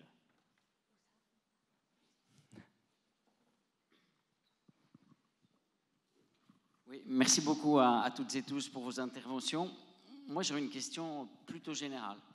Est-ce que vous ne pensez pas que fondamentalement, il manque une éducation de base sur la place de l'être humain sur cette planète? Par exemple, des notions qui sont simples, mais qui ne sont pas du tout communiquées, c'est les limites planétaires. Je ne sais pas combien dans cette salle sont au courant qu'il y a des limites planétaires pour une vie sûre de l'être humain sur cette planète. Ça peut paraître très complexe, mais finalement, il y en a 9 et c'est tout à fait explicable. Une autre notion, c'est le budget carbone et le temps qui est à disposition. Combien de gens savent, par rapport à leurs émissions, ce que ça représente dans le budget carbone? Et finalement, vous ne pensez pas qu'il manque ce cadre général pour que les gens comprennent? C'est un peu comme si on disait, c'est intéressant de parler de littérature, mais on n'explique pas aux gens comment il faut lire. Si on est analphabète, c'est magnifique de parler des livres, mais on ne comprendra jamais. Est-ce que ce fondement même de l'éducation ne fait pas défaut dans toute la communication qui est faite? Qui veut réagir là-dessus? Thomas? Julie qui m'a gentiment tendu le micro. Oui, mais en fait, je vais rebondir plutôt sur l'éducation. Je sais qu'en France, c'est en train de bouger. Que les programmes les prennent de plus en plus en compte. Donc en fait, effectivement, c'est la base aujourd'hui de savoir ce qu'est une empreinte carbone, mais on en est encore très loin. Et en fait, l'éducation ne suffira pas. Il y a toujours, mon métier, c'est de parfaire en fait les connaissances. Il y a un article qui s'appelle « Les 10 notions indispensables sur le climat » et qui reprend exactement ce que vous venez d'énoncer, le budget carbone, l'empreinte carbone, etc. Donc c'est vraiment une base, mais ça ne suffit pas ensuite. Il faut politiser les choses et comprendre que ces notions, vous pouvez les savoir, ça ne suffira pas si ceux qui sont au pouvoir n'ont pas envie que les choses bougent. Donc on n'a pas le temps non plus d'éduquer les populations. On est en 2024, d'ici 2030 et au début de la décennie des années 2030, la température moyenne mondiale devrait atteindre 1,5 degré. En fait, on n'a pas le temps que ces générations-là se forment, que des gens qui soient au collège, au lycée, etc., se forment et ensuite atteignent les postes à responsabilité. Donc voilà, c'est évidemment indispensable et je vous rejoins, sinon je ferai un autre métier. Mais il faut aussi comprendre qu'il y a un aspect politique derrière les choses. Je vais en profiter pour rebondir sur les vidéos que je vais regarder, les 4 ou 5 vidéos avec Thomas Wiesel. On a beaucoup parlé de gestes individuels, mais il faut toujours ramener les choses. Et d'ailleurs, le GIEC l'a fait dans son 3e volet sur l'atténuation. Il faut des politiques et des changements structurels, donc des changements qui sont amenés par les politiques, par les collectivités locales, par les entreprises, pour permettre le changement des citoyens. Et je fais très attention au discours parce qu'on a des champions politiques en France qui disent « c'est pas aux entreprises de changer, c'est aux individus ». Ça, c'est l'un des discours de l'inaction climatique qui s'appelle la redirection de la responsabilité. Je pense à notre fameuse ministre de la transition énergétique qui aujourd'hui est à l'agriculture, donc on en parlait tout à l'heure, elle est parfaite partout. Et elle avait dit sur un plateau télé, je crois qu'il faut arrêter les emails rigolos avec les pièces jointes. Donc ça, en plus de se moquer du monde, c'est ne pas connaître les ordres de grandeur, etc. Et ça rejette la responsabilité vers l'individu. Donc tout le monde doit agir, c'est une responsabilité commune mais différenciée. Tout le monde est responsable, mais chacun à son échelle. Donc les politiques ont le devoir d'apporter des changements structurels pour faciliter les changements des individus. Voilà. Une autre question. Ici.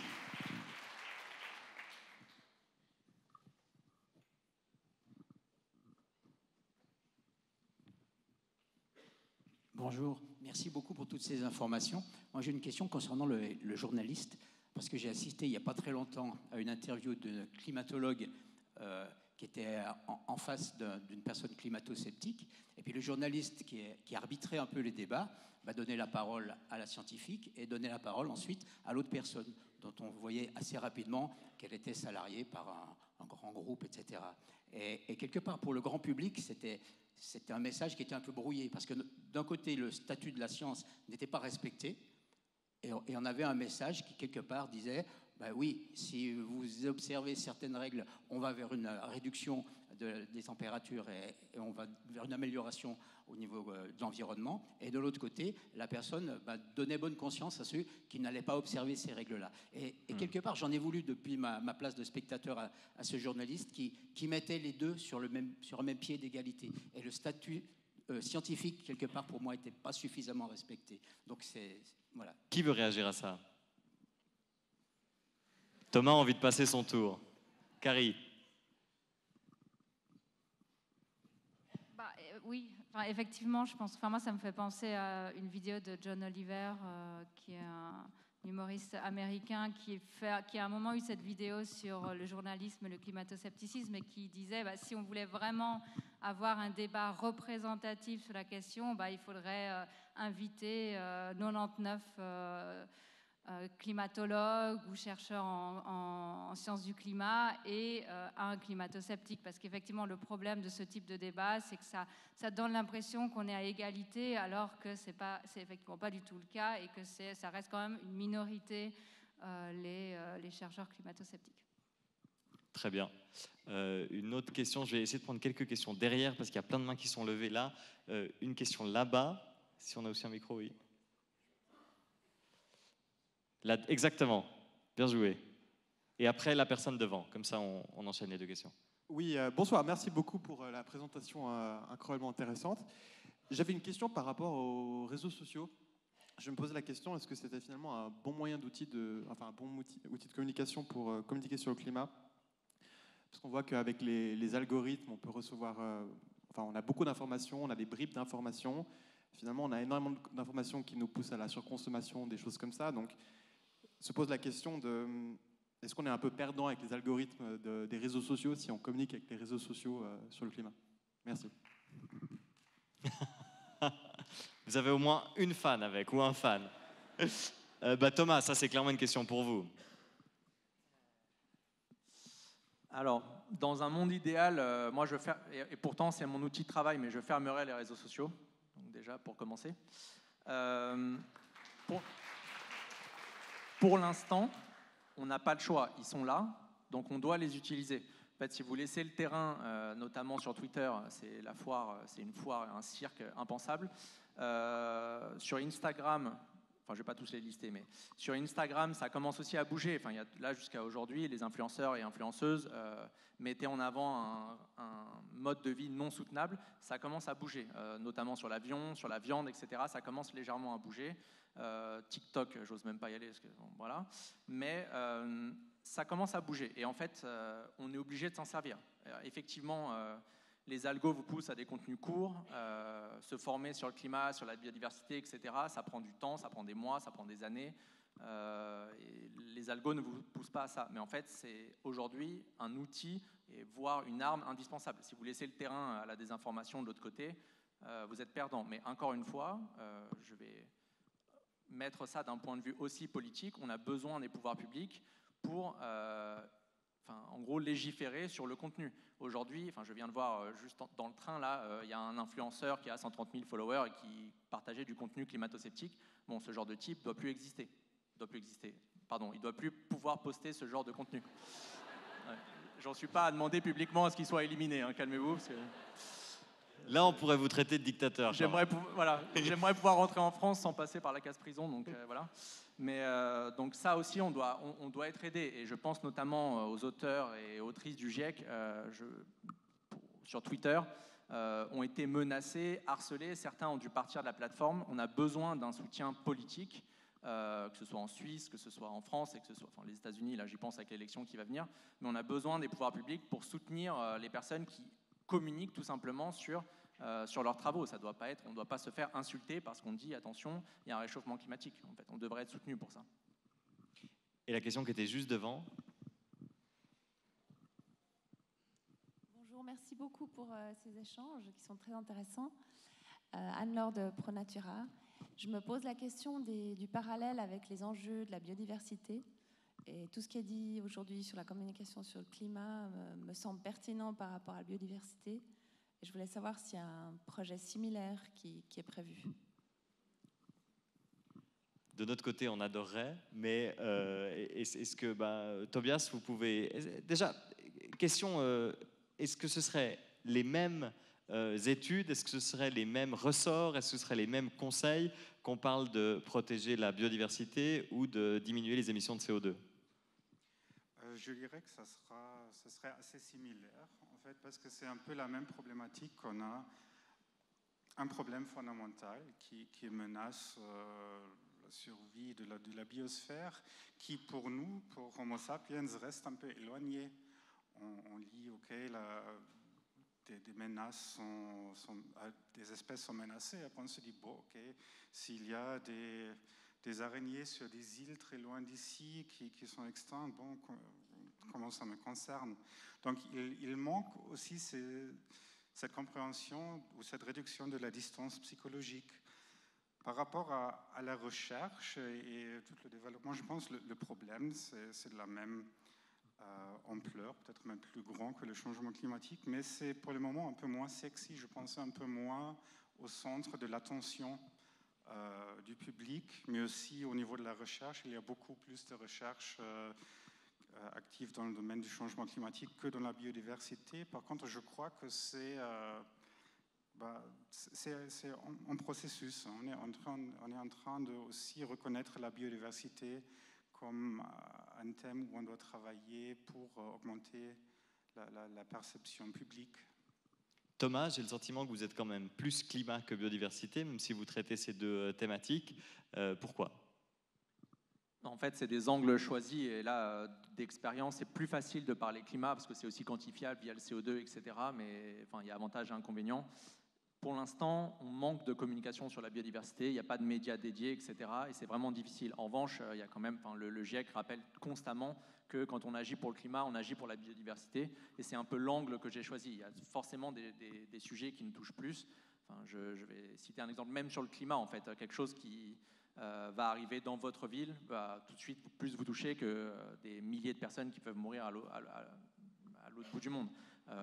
Donc il faut toujours choisir son angle. C'est très difficile sur la biodiversité. Évidemment, s'il y a des bonnes réponses dans la salle, n'hésitez pas à les partager. Mais c'est difficile. Même sur le climat, on a encore des difficultés à bien communiquer. Il faut toujours s'adapter, se remettre en question tous les jours. Donc sur la biodiversité, c'est en train de venir, mais ça manque. Il y a vraiment un gros gap, effectivement. Très bien. On va prendre une question là-bas. Exactement, la main qui est levée. Merci beaucoup. Alors, comme le politique ne fait pas le job, les aînés pour le climat ont...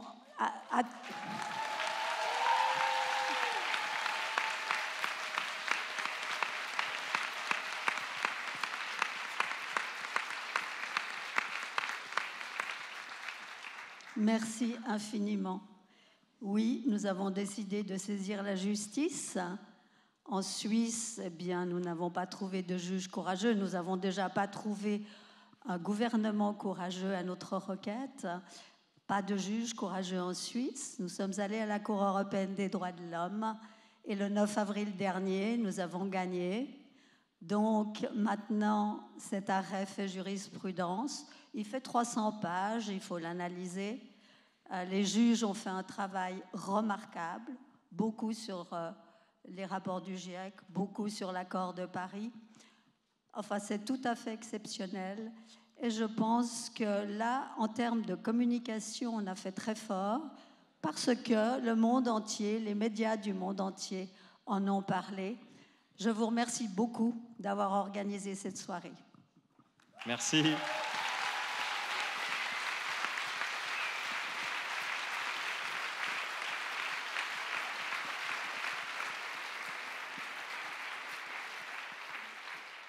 Est-ce que ça, peut-être Julie à la ville de Genève, c'est vrai que ça a créé déjà une actualité en Suisse où on a beaucoup parlé déjà de jugement et ensuite des répercussions que ça pouvait avoir.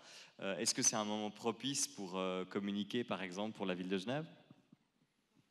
Alors là, je pense que ça dépasse largement le cadre d'influence de la ville de Genève. Mais voilà, merci pour votre témoignage, madame. Et puis surtout, merci pour votre engagement. Parce que moi, personnellement, j'ai été très émue par toute la démarche, en fait, volontaire de ces personnes engagées qui n'ont pas lâché malgré les obstacles administratifs, judiciaires et autres, et puis qui ont été jusqu'à la Cour européenne des droits de l'homme. Aujourd'hui, à nouveau, le politique s'empare de la question sur la question des juges suisses et autres. Donc, on ne va pas entrer dans le débat, mais je pense que encore une fois, on dévie le contenu du message pour dire qu'est-ce que ces juges étrangers ont pris une décision qui concerne la Suisse. On sait très bien faire notre job et en fait, ce qu'il faut retenir de ce message, c'est que toutes nos communications, tous nos engagements, toutes nos activités et nos convictions, elles peuvent arriver à ça. Et puis, pour moi, c'est quelque chose qui me donne vraiment beaucoup d'espoir parce que, du coup, ça peut reposer sur des citoyens, mais pas que. Il faut que tous ensemble, avec nos moyens de communiquer, nos moyens d'action, nos moyens financiers, nos pouvoirs politiques ou non, on soit dans ce narratif collectif et puis dans cette volonté d'aller dans la même direction. Et voilà, pour moi, c'est un témoignage vraiment très émouvant et très fort parce que voilà, c'est quelque chose d'historique. Est-ce que Bon Pote va en parler alors? Ou en a parlé? J'ai relayé et j'étais très heureux, donc merci à vous, toute mon admiration, vraiment. Je crois, sans dire de bêtises, qu'il faut avoir plus de 62 ans pour faire partie de l'association. 64? Voilà, bon. Donc c'est un excellent rappel que c'est intergénérationnel, donc c'est pas aux jeunes générations, la dernière génération qui va sauver le climat. Non, en fait, on a besoin de tout le monde, et surtout des anciens, parce que c'est eux qui ont les postes de pouvoir et parfois de l'argent aussi, versus des étudiants. Donc on a vraiment besoin de toutes les générations. Et en fait, sur l'aspect juridique, il y a deux choses. Je sais qu'en général, là, les associations et les ONG se servent des rapports scientifiques pour aller attaquer en justice et les États et les entreprises. Donc il faut bien comprendre que les rapports scientifiques, il y a un aspect politique derrière. Et secondo, les entreprises détestent ça, parce que ça leur fait, là maintenant on a de la littérature scientifique, donc c'est mon côté financier qui ressort, mais les cours de bourse n'aiment pas du tout ça en fait. Les actions en justice font baisser les cours de bourse, donc continuez, on a besoin de juristes et d'avocats qui attaquent les entreprises sur le devoir de vigilance, etc. Enfin toutes les entreprises du CAC 40 et même de la bourse de Suisse, il faut aller les chercher. Le SMI. Oui, exact. Il n'y a aucune entreprise de cette taille-là qui a un plan qui est en ligne avec l'accord de Paris. Donc il faut aller les chercher, il faut continuer, et il faut plus d'initiatives comme vous l'avez fait. Merci encore.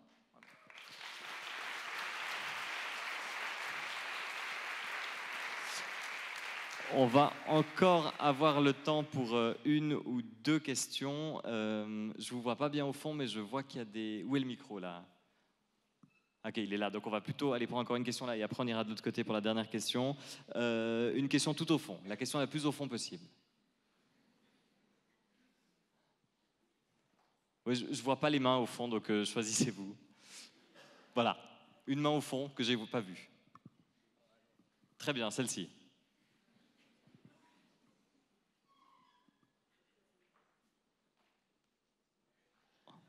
Quelqu'un le micro? On vous écoute. C'est bon, je l'ai, super. Bonsoir, merci beaucoup pour cette table ronde. J'ai une question sur la réactance. C'est un terme que je ne connaissais pas jusqu'à ce soir, je l'ai entendu plusieurs fois. En fait, ça me parle, je sais que mes parents font preuve de beaucoup de réactance, je pense. Mais aussi, on a vu beaucoup de réactance à la suite de cette super victoire à la Cour européenne des droits de l'homme. Encore plus en Suisse alémanique, mais en Suisse romande aussi, parmi les politiques qui tout d'un coup disent que la Suisse devrait sortir de cette Cour européenne des droits de l'homme. Je me demandais donc, vous qui êtes là, on en a deux, des spécialistes en psychologie sociale, comment est-ce qu'on peut prévenir cette réactance? Est-ce que c'est possible? Et une fois qu'elle a déjà eu lieu, est-ce qu'on peut essayer de revenir en arrière? Comment est-ce qu'on fait pour essayer de combattre la réactance une fois qu'elle a déjà eu lieu? Et puis Thomas Wagner aussi chez vous, chez Bon Pote, est-ce que c'est quelque chose que vous prenez en compte dans la création de vos contenus, ou est-ce que c'est juste pas votre public cible, les personnes susceptibles de faire preuve de réactance, ou est-ce que vous avez déjà des climato-sceptiques par exemple qui ont changé d'avis grâce à votre contenu? Je serais intéressé d'avoir votre expertise là-dessus. Merci. Alors, merci. Tobias d'abord. Définition de la réactance, parce que s'il y a des gens qui apprennent ce soir le mot, il faut savoir exactement ce que c'est. Qu'est-ce que c'est la réactance? Donc, la réactance, c'est une question pour mes étudiantes, non? Non, bah, une réaction très négative envers la perception de la persuasion ou de l'imposition des actions qui vont au-delà de vos objectifs. Donc ça, c'était très académique. Où on fait l'inverse de ce qu'on nous incite à faire. Exactement, ça c'est le résultat. Et c'est, disons, c'est un processus naturel, hein, parce que si vous avez des objectifs et vous voyez quelque chose comme une obstruction de ces objectifs, voilà, vous allez vous fâcher et ça va créer de la réactance. Vous allez dire non, je ne vais pas faire ce que tu me dis. Et donc, comme c'est une réaction très naturelle, très basique, donc chacun qui a un enfant de 3 ans va reconnaître la réactance. Ça commence tôt, mais ça ne se termine pas, ça reste avec nous toute notre vie, même à mon âge, je l'ai encore. Donc, encore une fois, il n'y a pas de règle d'or pour éviter la réactance. C'est quelque chose qui est très naturel et c'est quelque chose qu'on devrait plutôt anticiper. Ça revient à cette question, il faut parler aux différentes audiences de manière différente. On ne peut pas attendre que tout le monde partage nos valeurs, on ne peut pas attendre que tout le monde pense, moi je pense une chose c'est super, je ne peux pas, voilà, c'est pas que tout le monde pense comme moi. Donc il faut plutôt anticiper cela et laisser des situations où tout le monde peut trouver quelque chose avec lequel il est d'accord et dont il profite. Et est-ce qu'il y a un antidote à la réactance? Parce que monsieur parlait de ses parents. Une fois que la réactance est en cours, comment est-ce qu'on ressort quelqu'un de la réactance? Il y a des solutions ou pas? Je pense que quand on est vraiment fâché, discuter, ça ne sert à rien. Il faut d'abord laisser calmer. Donc la pensée, encore une fois, au petit fils de 3 ans, ça ne sert à rien de discuter quand il a la tête rouge et qu'il est complètement contre. Il faut laisser un peu de temps pour se calmer. Après, on peut réessayer de communiquer à nouveau. Thomas, la réactance, est-ce que c'est quelque chose que vous prenez en compte? C'était la question. Oui, bien sûr, tous les jours. En fait, je vais vous donner un petit outil qui est hyper utile et qui a changé ma vie, notamment sur les réseaux, mais ça marche aussi dans la vraie vie. C'est la loi de Brandolini. Donc, je ne sais pas si vous connaissez, mais il faut partir du principe qu'une personne qui va vous dire une bêtise elle va prendre 5 secondes pour vous dire une bêtise. Il va parfois vous falloir plusieurs heures pour réfuter la bêtise. Donc, fonction de la personne que vous avez en face de vous, s'il y a une personne qui est enclin à écouter et à changer, c'est très bien. Mais pour la réactance, et j'en connais, j'ai des gens comme ça dans ma famille et pas loin, si une personne, elle ne veut rien savoir, ne perdez pas de temps. Il y a des millions de personnes qui ne sont pas au courant du changement climatique et de la gravité. Donc ne perdez pas de temps avec une personne, même si c'est un bon exercice, mais ne perdez pas de temps avec cette personne-là et passez à d'autres personnes, ce sera beaucoup plus efficace pour le climat. Génial. Merci. On va prendre une toute dernière question avant d'écouter Thomas Wiesel qui va monter sur scène. On peut prendre une question un peu devant, on vous a moins entendu par ici, par exemple tout là-bas. Merci beaucoup de me passer la parole et de tout ce qu'on a entendu ce soir. Je trouve les points de vue très différents. Ça fait toujours du bien. À propos de points de vue différents, moi j'aimerais revenir brièvement sur l'expérience d'avec Extinction Rébellion. À l'époque, j'ai eu la chance d'être dans le comité d'experts pour la communication, entre autres. Et moi, j'ai trouvé ça extraordinaire. Quand on m'a demandé de venir, je me suis dit, ouh là là là, Extinction Rébellion et des experts scientifiques, on va vers le clash, mais vraiment bêtement, quoi. C'est mon premier réflexe qui m'est venu en tête. Et puis, en fait, l'expérience, c'est pour ça que je reviens là-dessus, a été passionnante par le lien qui a été créé entre... Bon, peut-être Tobias, tu étais aussi dans le comité, tu n'as pas le même point de vue, mais moi j'ai trouvé que c'était ça le plus intéressant.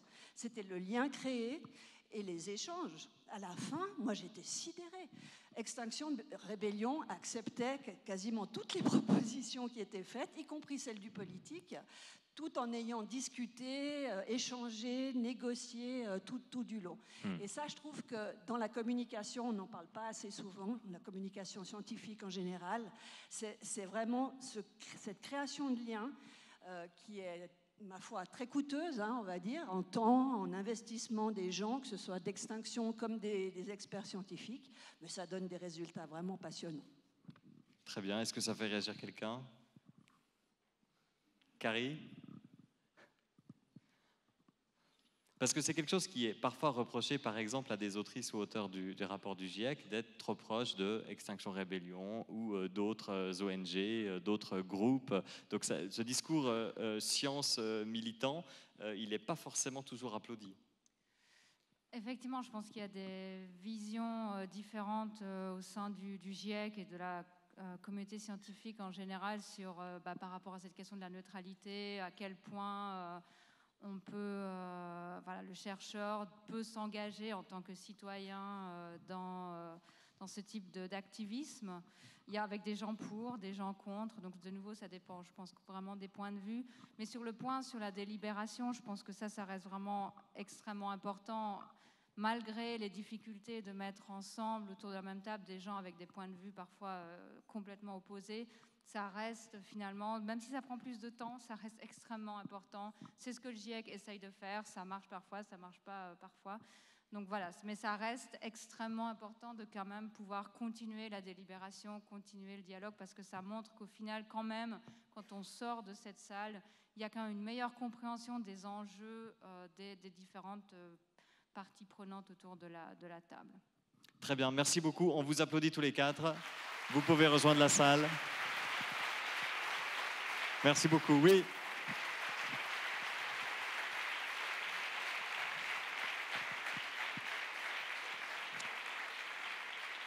Merci à tous les quatre. Et sur scène, on va appeler celui qu'on a déjà vu en vidéo et qu'on va voir maintenant en chair et en os, Thomas Wiesel, que je vous propose d'applaudir.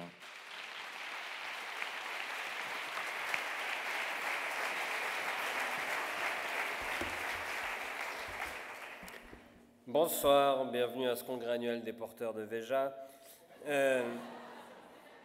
J'ai le bon modèle au pied, donc j'ai le droit de monter sur scène. Merci d'être aussi nombreuses et nombreux, parce que parfois en Suisse, on se dit que quand c'est gratuit, c'est que ça vaut rien et donc on s'en fout, comme avec les concerts de la fête de la musique ou la nature.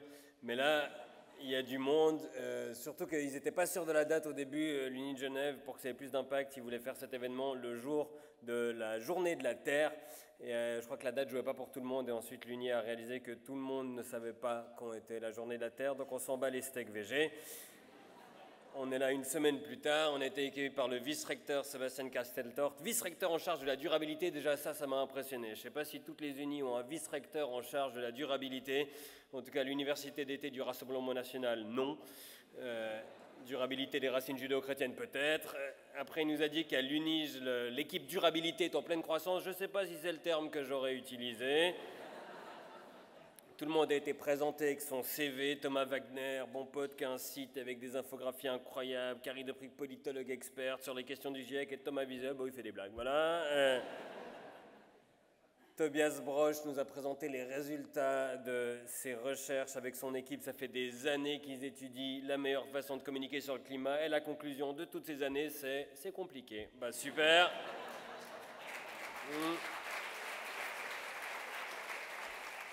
On va tous crever, hein, Tobias. C'est ça que tu veux nous dire? Il nous a quand même présenté les trucs qui marchent, enfin les trucs qui marchent le moins mal. Le plus important, c'est d'être pertinent. Et moi, une fois sur deux, on me présente comme impertinent, donc je ne suis pas dans la merde. Il a dit qu'il fallait être digne de confiance et pour ça, il fallait être transparent. Et je pense que la moitié des secteurs d'activité présents à Genève ont quitté la conversation à ce moment-là. On est quand même dans la capitale mondiale du négoce de matières premières. C'est un secteur tellement lucratif ici à Genève que chaque année, les comptables de la ville de Genève, ils sont là. Oh waouh, on a touché 200 millions d'impôts en plus que prévu. On ne pensait pas que niquer la planète était aussi rentable. Super. Tobias nous a dit qu'il ne faut pas rester que sur l'anxiété et la peur de ce qui ne va pas, mais aussi mettre en avant l'espoir. Donc on va tous crever, mais peut-être qu'au paradis, il y a de la glace vanille. Et ça Ça fait plaisir. C'est donc un des chercheurs du laboratoire de Tobias qui a fait la synthèse sur laquelle on s'est appuyé pour les vidéos, un chercheur brillant, Fatih Wenal, qui a bossé dans les universités les plus prestigieuses de la planète, mais aussi l'université de Genève.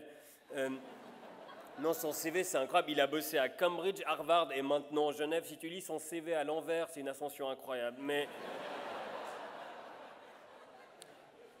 donc Tobias Broch et son équipe, ils ont fait un regroupement et une synthèse de pas mal de recherches scientifiques pendant des années. C'est ça une méta-analyse, maintenant je sais. Et ensuite, comme cette méta-analyse, ils se disaient que les décideurs, ils n'allaient pas la lire comme le rapport du GIEC, ils ont fait une synthèse pour les décideurs. Et ensuite, comme ils se sont dit peut-être que ça va être chiant quand même, ils ont décidé de faire des vidéos avec un guignol. C'était un mandat un peu inhabituel pour moi, parce que moi, j'ai pas trop l'habitude que mes vannes soient dans des vidéos qui doivent servir de guideline. Il fallait placer le curseur de la débilité à un endroit assez précis, il fallait dire des trucs débiles, mais pas trop, pour pas que ça détourne l'attention des trucs smart des scientifiques. J'ai failli me faire une crampe au cerveau. Et en plus, je devais garder certaines conclusions de l'étude telle qu'elle dans le texte. Donc, il y avait une partie du texte qui n'avait pas été écrite par moi, et je me suis dit, ah, mais c'est ça que ressent Gad Elmaleh. Et... j'ai pas encore vu les vidéos, j'ai découvert comme vous la première ce soir, je déteste m'écouter, je sais pas comment vous faites, mais heureusement on n'en a montré qu'une, sinon j'aurais dû quitter la salle, ça aurait été compliqué. D'ailleurs Jonas a dit, est-ce qu'il n'y a pas trop de vidéos sur le climat sur internet, il y a des millions d'heures de vidéos sur le changement climatique, ça se voit qu'il n'a jamais cherché de porno Jonas, hein, parce que...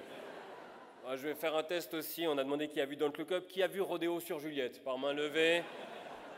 Plus de la moitié de la salle, quand même, impressionnant. D'ailleurs, franchement, on se pose trop de questions. Est-ce qu'il y a trop de vidéos sur le climat? Je crois que les acteurs et actrices porno ne se disent pas est-ce qu'il y a trop de cul sur Internet? Ben non, ils prennent 3 pilules, un costume de plombier, des talons plexiglas et au boulot, quoi. Enfin, il a aussi demandé à Carrie Deprix pourquoi c'est pas le GIEC qui communique directement. Et là, Jonas, c'est un peu trahi. On voit qu'il n'a jamais fait d'études universitaires. On voit, bon, si les meilleurs scientifiques étaient les meilleurs pédagogues, ça se saurait. On se serait rendu compte quand même. Je pense qu'Albert Einstein, il n'aurait pas eu beaucoup d'abonnés sur YouTube, à mon avis. Et Jamid, c'est pas sorcier, il n'a pas de prix Nobel. Donc voilà, chacun son truc. D'ailleurs, impressionnante, Carrie Deprix, expert du GIEC, elle connaît par cœur les chapitres des différents rapports du GIEC. La plupart de nos politiciens, ils ont la flemme de lire le résumé du résumé. Elle est là, oh, il y a une phrase intéressante au chapitre 3 du rapport 5. Je pense qu'elle devrait bosser à la communication du GIEC, mais je crois qu'ils sont déjà full. C'est fou ça, 2-3 personnes s'occupent de la com du GIEC. Carrie est à 2 doigts de nous citer les prénoms. Bah oui, c'est Daniel et Sylvie. Il y a plus d'acteurs qui jouent Spider-Man dans un seul film que de gens qui bossent à la com du GIEC. Je ne sais pas si vous réalisez, il y a plus de membres de la famille de Christian Brunier qui bossent au SIG que de gens qui bossent à la com du GIEC.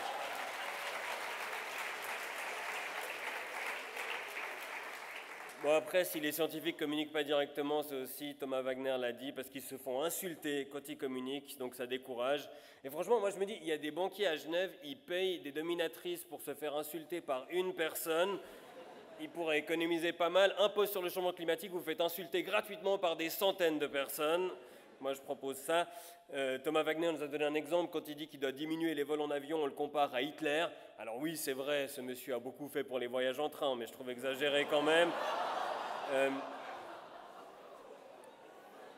D'ailleurs, il nous a dit, Thomas, on me compare toujours à un dictateur, je comprends pas, puis 5 minutes après, il était là, moi je fermerai les réseaux sociaux, pas d'initiative populaire, pas de référendum, les influenceurs climato-sceptiques doivent dormir au fond du lac, ok Thomas, je suis d'accord avec toi, bah, déjà parce que tu me fais peur, mais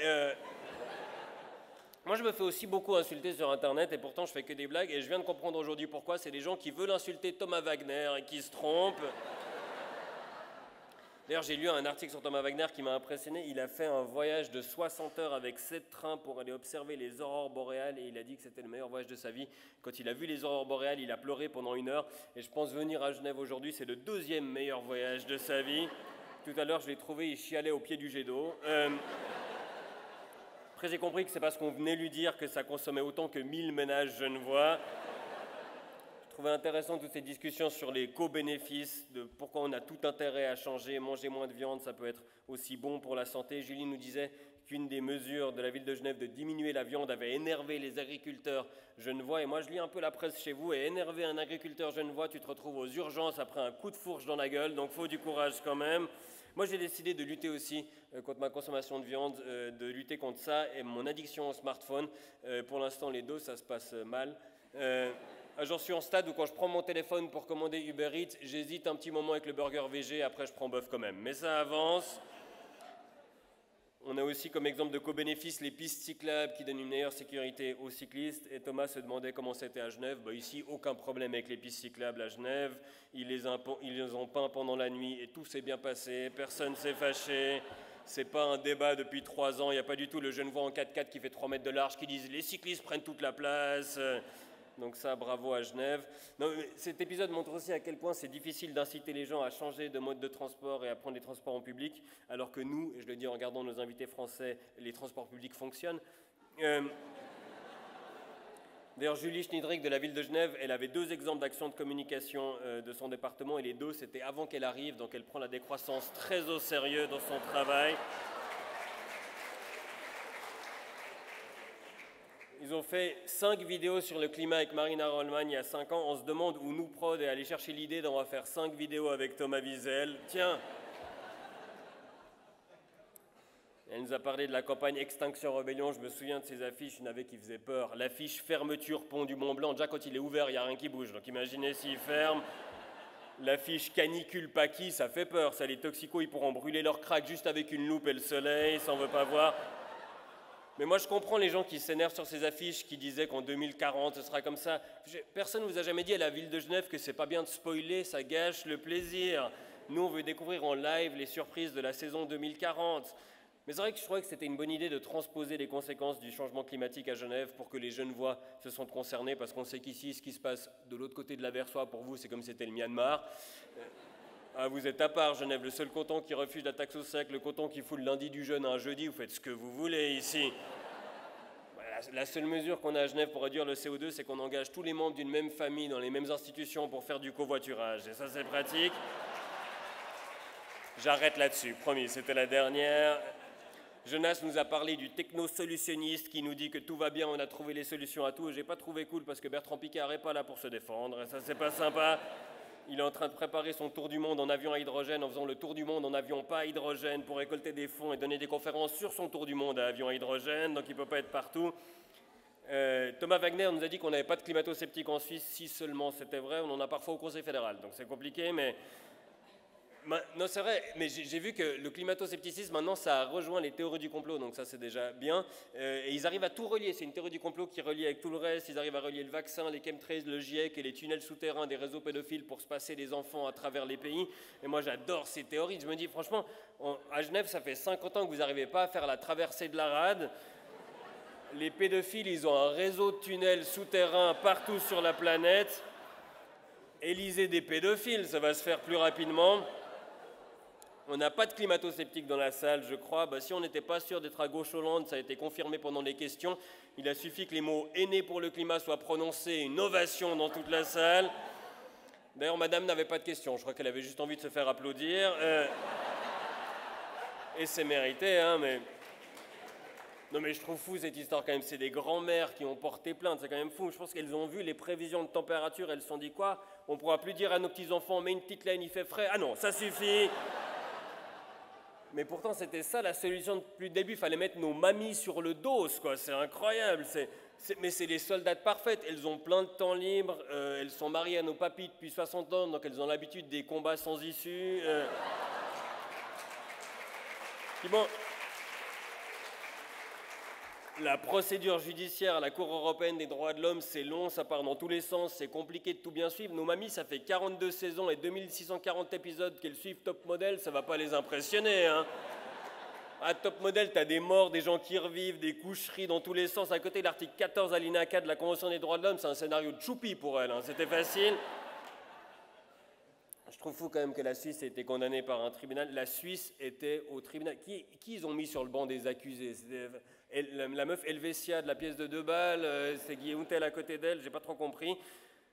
Et je pense qu'on a eu tous à peu près la même réaction quand la Suisse a été condamnée. On s'est dit, bon, ça je pense c'est surtout un message pour les autres pays, parce que nous, on n'est pas les meilleurs, mais on n'est pas les pires. Mais les autres pays qui voient que la Suisse est condamnée, ils se disent, oh putain, ça rigole plus là. Ok, c'est comme quand les braqueurs, ils éliminent un otage pour que les autres se calment, c'est à peu près ça qui s'est passé, parce que nous, on se disait tous, ben, nous on ramasse nos papiers par terre, quoi. Enfin, nous quand on promène notre chien, on a déjà le sac pour la crotte qui est attaché sur la laisse, et visiblement ça suffit pas pour sauver la planète.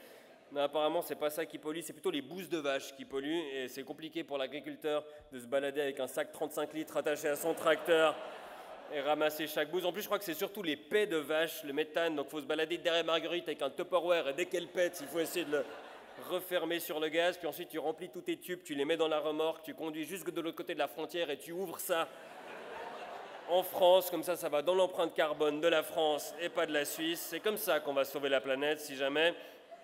Moi c'est un scénario absurde, mais c'est à peu près ce qu'on fait en Suisse. On exporte la plupart de nos émissions de CO2, on achète des compensations carbone et on fait en sorte que nos activités qui polluent, on les fasse à l'étranger, genre la Coupe de l'Amérique, ce genre de truc. Et je sais pas quelle est la deuxième phase de ce plan. Un jour, on va introduire le contrôle aux frontières pour les particules de CO2. Je pense que on se dit peut-être que si le nuage de Tchernobyl s'est arrêté à nos frontières, c'est qu'il n'avait pas rempli le formulaire B43 du Bureau fédéral des douanes. Et ça, c'est la mentalité de certains politiciens qui ont réagi à ce verdict de la Cour européenne des droits de l'homme en disant « Ah bon, on va quitter le Conseil de l'Europe ». Et nous, on était tous surpris, on ne savait pas qu'il y avait encore des trucs européens qu'on pouvait quitter. On pensait que c'était réglé, mais visiblement, il y avait encore un truc qu'on avait oublié. Ça ne sert à rien de quitter l'Europe. On est au milieu de l'Europe, c'est le même air. Si l'immeuble s'effondrerait, il n'y a pas le deuxième étage qui va rester suspendu. Je sais pas, un jour on va se faire condamner par un tribunal climatique international et puis la Suisse dira « Ah ben on va quitter la Terre, voilà, on a trouvé des aliens très accueillants sur Bételgeuse, en plus ils comprennent le haut-valaisan, donc on a déjà... »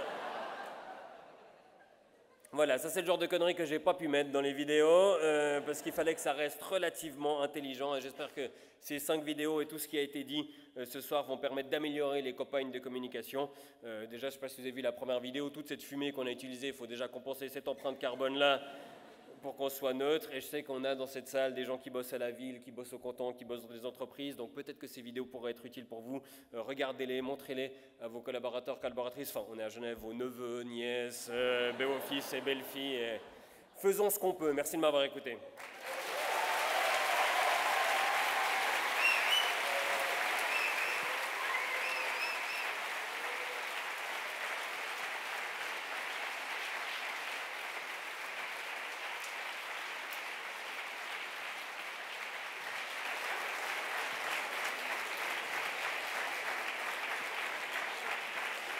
Merci et bravo Thomas Wiesel, bravo aussi pour ces vidéos. J'ai 3 autres bravos à adresser. À l'Université de Genève pour l'accueil et d'avoir réussi à faire venir autant de monde, c'est un vrai succès.